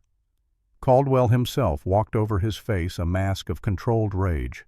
"You're making a serious mistake, Mr. Brennan." "So are you, Mr. Caldwell. You assumed I was easy prey because of my wheelchair, but you confused physical disability with weakness. They're not the same thing. I've destroyed better men than you. Then you shouldn't have difficulty destroying me. But you'll have to do it openly, not through corrupt courts and manufactured legal challenges, and that makes things considerably harder." Caldwell leaned closer, his voice dropping to a whisper only Sam could hear. "You think you've won something today, but this territory has many dangers. Accidents happen, particularly to men who can't defend themselves." "That sounds like a threat, Mr. Caldwell. Would you like to repeat it loud enough for witnesses? Because threatening a homesteader is a territorial offense." Caldwell straightened, his professional smile returning. "Of course not. Simply noting the hazards of frontier life. I do hope you'll be careful out there on your isolated claim. So much could go wrong for a man alone in the wilderness." He walked away before Sam could respond, but the message was clear. Legal challenges hadn't worked. Violence would come next. Judge Carver returned 20 minutes later, his expression carefully neutral. "After reviewing the evidence and arguments, this court finds that Mr. Brennan has demonstrated sufficient good faith compliance with Homestead Act requirements. The claim is upheld. However," Carver's voice hardened, "the court will be monitoring ongoing compliance closely. Any future violations will result in immediate invalidation. It was the minimum possible victory, grudging and conditional, but it was victory nonetheless." "Thank you, Your Honor," Sam said. Outside the courthouse, Eleanor caught up with Sam. "You did it. You won." "I survived round one. There will be more rounds. Caldwell's threat wasn't subtle. He'll come after you directly now." "I know." "Then you need to be prepared. Sam, my land borders yours. If something happens, if you need help, send Jacob. We're less than a mile away." "I appreciate that." Eleanor hesitated, then spoke more quietly. "I meant what I said before, about being wrong to reject you. You're the most capable man I've met in Montana Territory. Wheelchair doesn't change that. It took you 6 weeks to figure that out." "Yes, I'm sorry it took that long." She met his eyes. "I hope you'll let me prove I've learned better." Before Sam could respond, Jacob appeared with news. "Pa, there's trouble at the cabin. One of Ben's crew rode in, says there's smoke." They reached the homestead to find the cabin untouched, but the cleared land burning. Someone had set fire to the lumber pile Sam had accumulated from land clearing. 8 cords of cut wood, representing weeks of work and significant expense, reduced to ash and ember. Ben and several others were containing the fire with water from the creek, preventing it from spreading to the cabin or forest. But the lumber was already lost. "Started about an hour ago," Ben reported. "We saw smoke and rode out, found the whole pile blazing. This wasn't accident. Someone poured kerosene and set it deliberately." Sam surveyed the damage. Thousands of board feet of lumber. Material he'd planned to use for interior improvements, furniture fencing. Gone. And more importantly, evidence of ongoing land improvement destroyed. "Caldwell," Sam said quietly. "Can't prove it. Don't need to. We both know." Eleanor had followed them to the site. She examined the burn pattern with the practiced eye of someone familiar with fire. Whoever did this knew what they were doing. Multiple ignition points. Made sure it would burn completely before anyone could respond. "Message," Sam said. "Carver couldn't invalidate my claim, so Caldwell is demonstrating he can damage my property with impunity." "What are you going to do?" "Rebuild. What else can I do?" Over the following weeks, Sam established a new routine focused on security and vigilance. He and Jacob slept in shifts, one always awake to watch for threats. Sam purchased a bell system that would alert him to anyone approaching the cabin. He taught Jacob to shoot the service revolver basic marksmanship in case violence came when Sam couldn't defend them. Ben brought news from town. "Caldwell's telling people you set that fire yourself. Insurance fraud, he calls it. Trying to claim you're destroying your own property to avoid homestead requirements." "I don't have insurance, and deliberately destroying improvement materials would be the stupidest possible fraud." Logic doesn't matter when people want to believe the worst. Caldwell's got influence. He's shaping the narrative. But work continued. Sam hired 2 men to help with land clearing, paying them from his dwindling savings. 8.3 acres became 9.2. 9.2 became 10.1. By early April, Sam had exceeded the cultivation requirement and had the surveyor's certificates to prove it. He also began designing improvements to his cabin. Interior walls for privacy, a proper kitchen area, storage lofts, making the structure not just habitable, but actually livable for the long term. Eleanor became a regular visitor, ostensibly checking on her property line, but actually helping with planning and offering resources. She brought Sarah and Thomas, who played with Jacob, and made the isolated homestead feel less lonely. One afternoon, as Sam worked on cabinet designs, Eleanor spoke carefully. "Sam, I need to discuss something about winter." "What about it?" "Montana winter is brutal. I've seen strong men struggle. You're isolated out here. If deep snow comes, if you're trapped, if supplies run low, or accidents happen, you'd be in serious danger. I'll prepare, store food, lay in firewood, plan for worst-case scenarios. But if something goes wrong, Jacob would have to leave you to get help. A boy alone in winter conditions. That's not safe for either of you." "What are you suggesting?" Eleanor chose her words carefully. "My house is larger, has multiple rooms, extra space. If you and Jacob stayed with us during the worst winter months, say December through February, you'd still maintain residence requirements by keeping your cabin occupied part-time. But you'd have backup support safety." Sam studied her face. "This is charity. This is practicality and self-interest.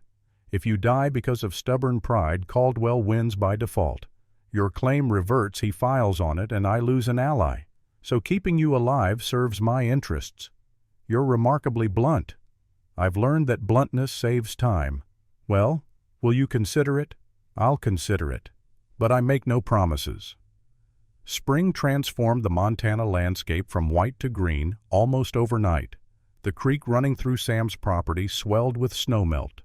Wildflowers appeared in the cleared areas. Birds returned from migration, life asserting itself after winter dormancy. Sam and Jacob planted their first crop in late April, potatoes which grew well in Montana's short season, not enough to live on, but enough to demonstrate cultivation. Sam designed an irrigation system using gravity-fed channels from the creek, maximizing water efficiency. By May, the homestead was genuinely thriving. Cabin complete. 10 acres cleared and cultivated. Water system functional. Sam's engineering practice bringing steady income. The worst seemed past. Then the night riders came. Sam woke to the sound of horses, multiple animals moving fast. He was out of his bedroll and in his wheelchair before his mind fully registered danger. The bell system he'd rigged jangled frantically. "Jacob, wake up. Now!" Sam grabbed the revolver from beside his bed. Jacob shot awake, instantly alert. At 12 years old, he'd learned to respond to his father's tone. "What is it?" "Riders, multiple. Stay away from the windows." Through gaps in the shutters, Sam could see torches. 4 riders, their faces covered with bandanas. One carried a can that sloshed with liquid. Kerosene. They intended to burn the cabin with Sam and Jacob inside. Sam fired through the window, not aiming to hit, but to warn. The gunshot shattered the night silence. The riders scattered, surprised. They'd expected a disabled man to be helpless, easy prey. Sam fired again, and this time one of the riders cursed. Another torch flew toward the cabin roof, landing on the shingles and igniting with a whoosh of flame. "Jacob, water. Bucket from the rain barrel. Now!" Jacob moved without argument, muscle memory from fire drills taking over. He grabbed the bucket, ran outside, while Sam provided covering fire, splashed water on the burning roof. The torch had landed on wet shingles from recent rain. The fire struggled to catch. The riders regrouped at the edge of the clearing. Sam recognized the leader's build even through the disguise. Frank Walsh, Caldwell's foreman. "You've got one chance," Walsh shouted.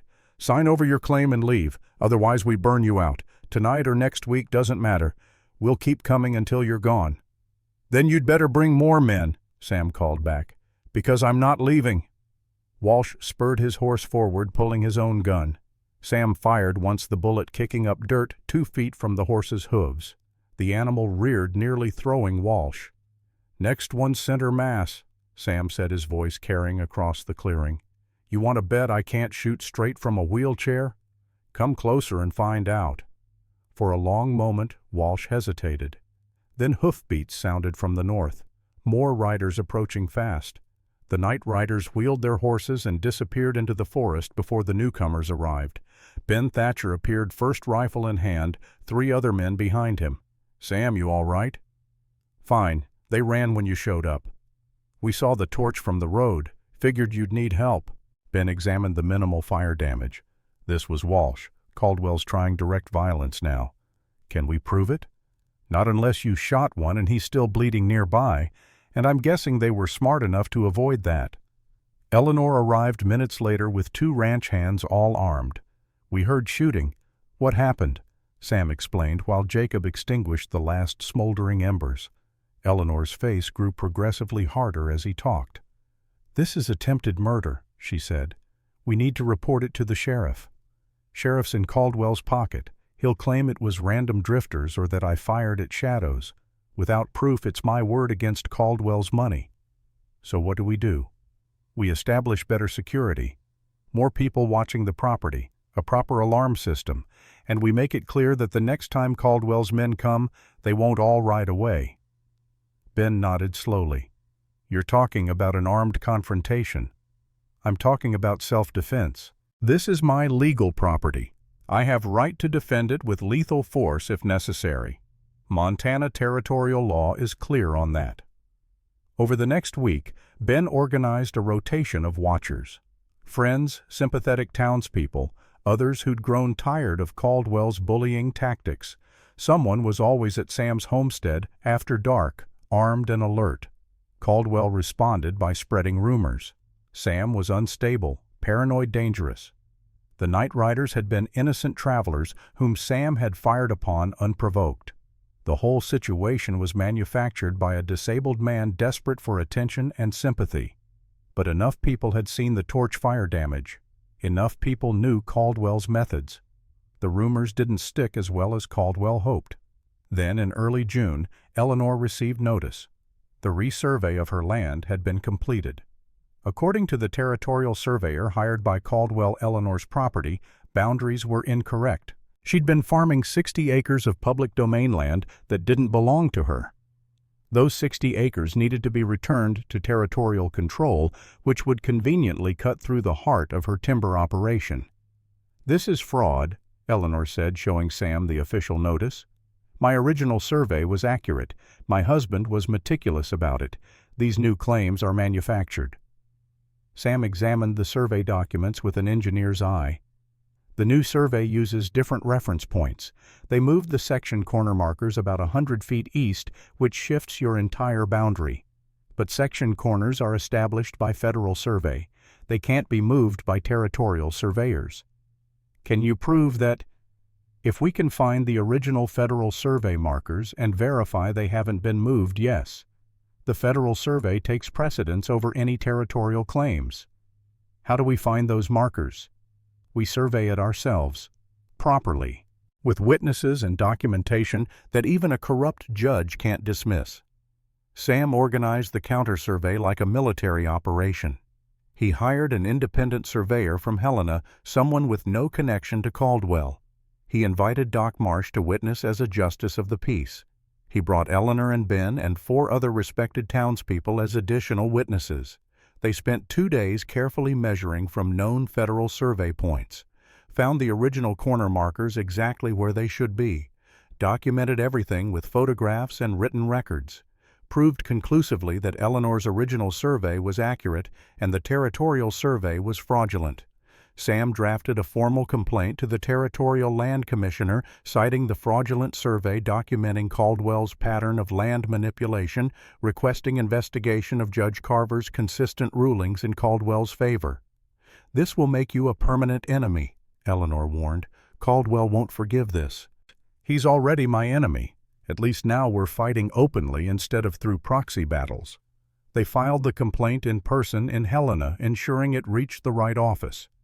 The Territorial Land Commissioner, a career bureaucrat named Harrison Stone, reviewed the evidence with careful attention. "This is serious," Stone said after an hour examining documents.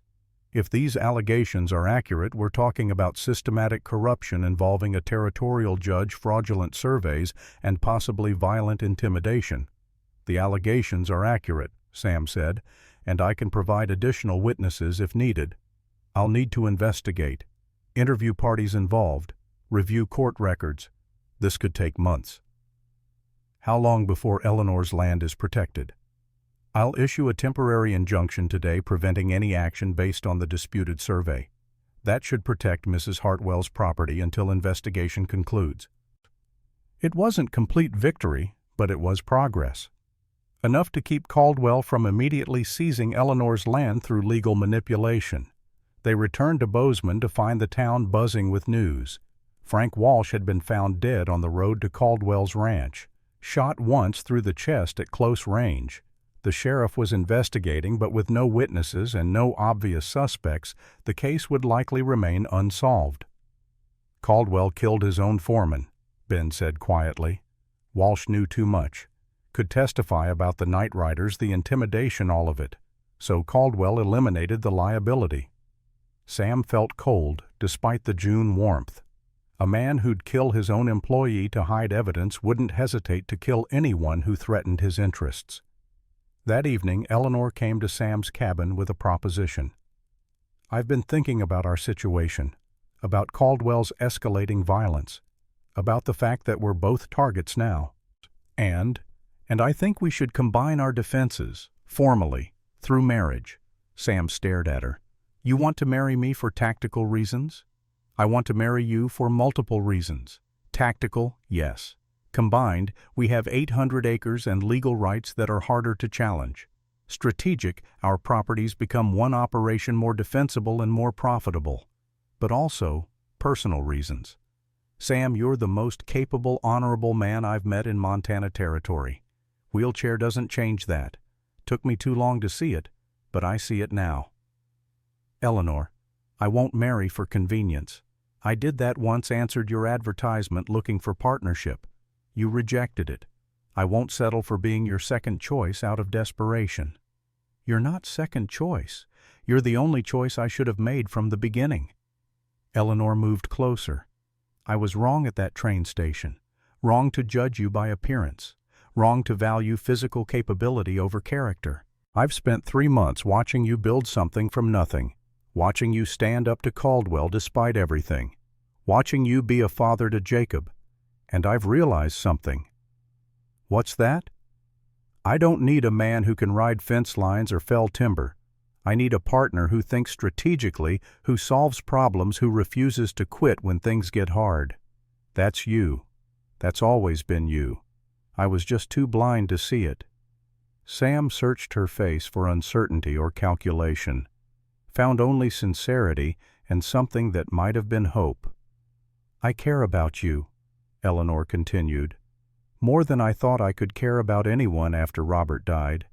And I think you care about me too, even if admitting it means swallowing pride about how we started. The children, Sam said. Jacob, Sarah, Thomas. They'd become siblings overnight. They already act like siblings. Have you noticed? The way they play together, argue together, defend each other. They're ready for this, even if we're still figuring it out. Sam thought about the past months, about Eleanor's steady support, her practical help, her willingness to stand with him against Caldwell, about the way her presence had made his isolated cabin feel less lonely, about the future they could build together versus the future they'd build apart. If we do this, Sam said carefully, it's not a business arrangement. It's a real marriage. Partnership of equals. You don't get to second guess later and decide I'm not whole enough. I know. And Sam, you are whole. Always have been. I'm the one who was broken, too damaged by Robert's death and Caldwell's pressure to see clearly. You helped me heal that. Helped me remember that strength isn't about doing everything alone. It's about knowing when to accept help and who to trust. They married in July in a simple ceremony at Eleanor's house. Doc Marsh officiated. Ben Thatcher stood as witness. The children were excited immediately, calling each other brother and sister. The dozen friends who attended celebrated the union as a victory against Caldwell's attempts to divide and conquer.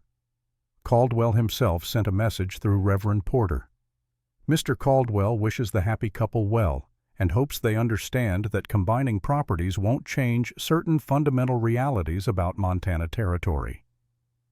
Translation: the war wasn't over. Marriage wouldn't protect them from continued attacks. But combined, they were stronger. Sam moved his engineering practice to Eleanor's larger house, which had space for a proper workshop. Jacob helped manage the combined livestock. Sarah learned surveying from Sam. Thomas followed everyone around, absorbing knowledge like a sponge. They merged the timber operation with Sam's homestead, creating an integrated operation. Sam designed new logging equipment that increased efficiency by 30%. Eleanor managed the crews and negotiated contracts. Together they built something more prosperous than either could have created alone. Caldwell made 2 more attempts at legal challenges. Both failed when the Territorial Land Commissioner's investigation uncovered enough evidence of corruption to force Judge Carver's retirement. A new judge, one with no connection to Caldwell, ruled fairly on subsequent cases. The night riders never returned. Whatever Frank Walsh had known died with him, and Caldwell apparently decided that continued violence risked investigation he couldn't control. By autumn, Sam and Eleanor's combined operation was the most successful in the territory. They employed 20 men in the timber business. Sam's engineering consultancy brought income from across Montana. The homestead was proven beyond question with more than required improvements and cultivation. One evening in late September, Sam sat on the porch of Eleanor's house, watching the sun set over mountains he now considered home. Jacob was teaching Thomas to whittle. Sarah was reading by lamplight inside. Eleanor sat beside Sam, her hand in his. "Do you ever regret it?" Eleanor asked. "Coming to Montana. Everything you went through." Sam considered. "I regret the pain, the fear, the nights wondering if Caldwell's men would burn us out. But I don't regret the outcome.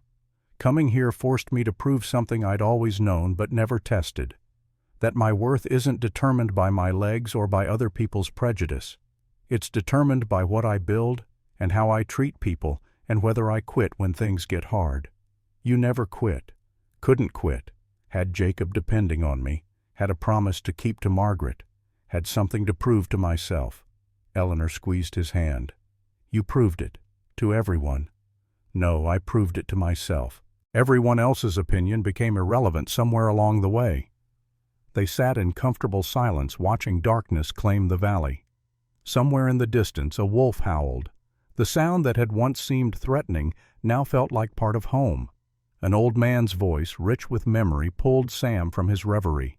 He blinked, and the Montana sunset of 1886 faded into the winter of 1900. 14 years later, his grandson sat with wide eyes, completely absorbed in the story. "So you stayed," the boy said.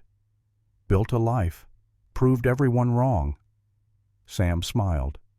"I stayed, built a life, but I didn't prove anyone wrong. I proved myself right. That's the only thing that mattered." He stood slowly, joints protesting at 60 years old, and walked to the mantel. His cane clicked against the wooden floor. Age had given him this concession. Couldn't walk without support anymore. But the wheelchair from 1885 sat in the corner, polished and preserved, a reminder of different challenges overcome through different methods. Sam picked up a framed photograph. Himself at 38, Eleanor at 34, surrounded by 5 children, 3 hers and Jacob, and 1 more born a year after their marriage, all smiling, all healthy, all thriving. "Your grandmother and I built this ranch together, built the business, the family, the life. Not because I overcame my disability, but because I refused to let it define my worth." "Did Caldwell ever bother you again?" "He tried a few more times, filed lawsuits that went nowhere, spread rumors that no one believed. Eventually he left Montana Territory, moved to California where easier targets existed. Last I heard, he died in San Francisco in '95. Rich, but alone." "And grandmother?" Sam's expression softened. "She died 3 years ago. Heart gave out in her sleep. She was 74. We had 37 good years together. 5 children, 14 grandchildren, 23 great-grandchildren so far. She built something that will last generations." "You both did." "Yes, we both did." Sam moved to the window, looking out at the ranch Eleanor and he had built. The original cabin still stood on his homestead, preserved as a landmark. The timber business had expanded to 3 operations. The combined property now covered 1,200 acres. 2 of their children ran the business. Grandchildren worked the land. Great-grandchildren played in the same clearings where Sam had first proven his claim. "I want you to understand something," Sam said to his grandson. "People will judge you your whole life, for your appearance, your background, your limitations, real or perceived. They'll tell you what you can't do, what you shouldn't try, where you don't belong. What do I do when that happens? You prove them wrong by proving yourself right. You don't waste energy fighting their opinions. You spend energy building something they can't ignore. You turn rejection into motivation, limitation into innovation, prejudice into fuel for success." The boy thought about this. "Is that what you did?" "That's what I did.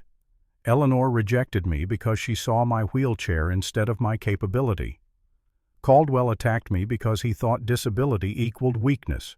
Reverend Porter claimed I couldn't be a proper homesteader because I couldn't stand. They all measured me by the wrong criteria. But you measured yourself correctly." "Exactly. I knew my worth, knew what I could build, knew that determination and intelligence mattered more than physical strength. so I ignored their judgments and focused on my work, built proof they couldn't dismiss. Sam returned to his chair by the fire. Outside, snow had begun falling again, dusting the Montana landscape in fresh white. 75 years he'd been alive. 38 of those years with legs, 37 years without. The second half had been harder in some ways, easier in others. But both halves had been his, lived on his terms, built by his choices. "Your father tells me you're thinking about engineering school," Sam said, following in my footsteps. The boy nodded enthusiastically. "I want to design things, build things, like you did." "Then let me give you one piece of advice, the most important thing I learned." Sam leaned forward. "Success isn't about overcoming obstacles. It's about incorporating them into your design. My wheelchair wasn't something to overcome. It was a constraint to work within like any other constraint. Budget, materials, time, those are all limitations. You don't overcome them, you design around them." "I don't understand." "When I lost my legs, everyone, including me, initially thought it was a tragedy to overcome, something to fix or compensate for, but eventually I realized it was just a design parameter, like building a cabin on rocky ground. The rocks aren't an obstacle to overcome. They're a feature of the site you incorporate into your foundation design." My wheelchair became part of my engineering practice, made me think about accessibility, efficiency, alternative methods. Made me better at problem solving because I couldn't use standard solutions. The boy's eyes lit up with understanding. "So, your disability actually helped." "My disability changed how I worked. Whether that was help or hindrance depended on my response. I chose to make it help by using it to develop skills others didn't have. That's the secret, boy. Every limitation is potentially an advantage if you're creative enough to use it properly." They sat together as the fire burned low and the Montana night deepened.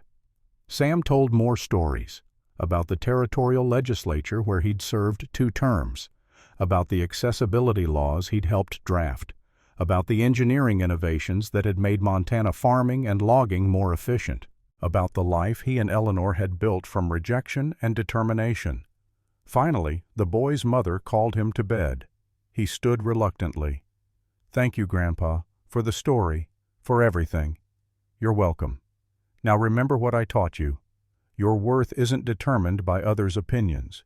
It's determined by what you build when the whole world tells you you're not enough." After the boy left, Sam sat alone with his memories. The house was quiet except for the fire's crackle and the wind outside. He thought about the train station in 1885, about Eleanor's rejection, about the moment when his carefully planned future collapsed. That moment had seemed like the end, but it had been the beginning of everything that mattered. The rejection had forced him to prove himself on his own terms, to build something independent of anyone else's approval, to discover that his worth had always been internal, never dependent on external validation. Sam thought about all the people who'd doubted him.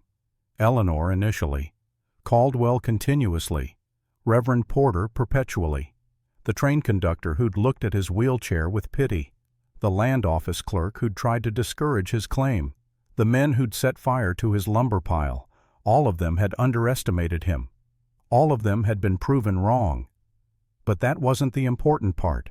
The important part was that Sam had proven himself right, had validated his own assessment of his capabilities, had built a life that matched his vision despite every obstacle. That was what mattered. Not their eventual acceptance, but his own certainty. Sam transferred to his wheelchair the old familiar motion as natural as breathing. He wheeled to his bedroom where Eleanor's photograph sat on the nightstand. She smiled out at him, forever 34, though he'd known her until 74. "We did it," he said to the photograph. "Built something that'll last long after we're both gone. 5 children carrying on the work. Grandchildren learning the business. Great-grandchildren playing on land we proved up from nothing. Our legacy isn't just property. It's proof that worth has nothing to do with wholeness. That capability matters more than appearance. That determination trumps limitation." He prepared for bed, the routine of 60 years unchanged by age. Tomorrow would bring new challenges. His arthritis was worsening. The cane wasn't enough anymore. Soon he'd need the wheelchair full-time again, come full circle to the device that had defined so much of his life. But that was fine. The wheelchair had never been his limitation. It had been his tool, his adaptation, his proof that different didn't mean less. Sam lay in bed looking at the ceiling of the house he and Eleanor had expanded from her original cabin.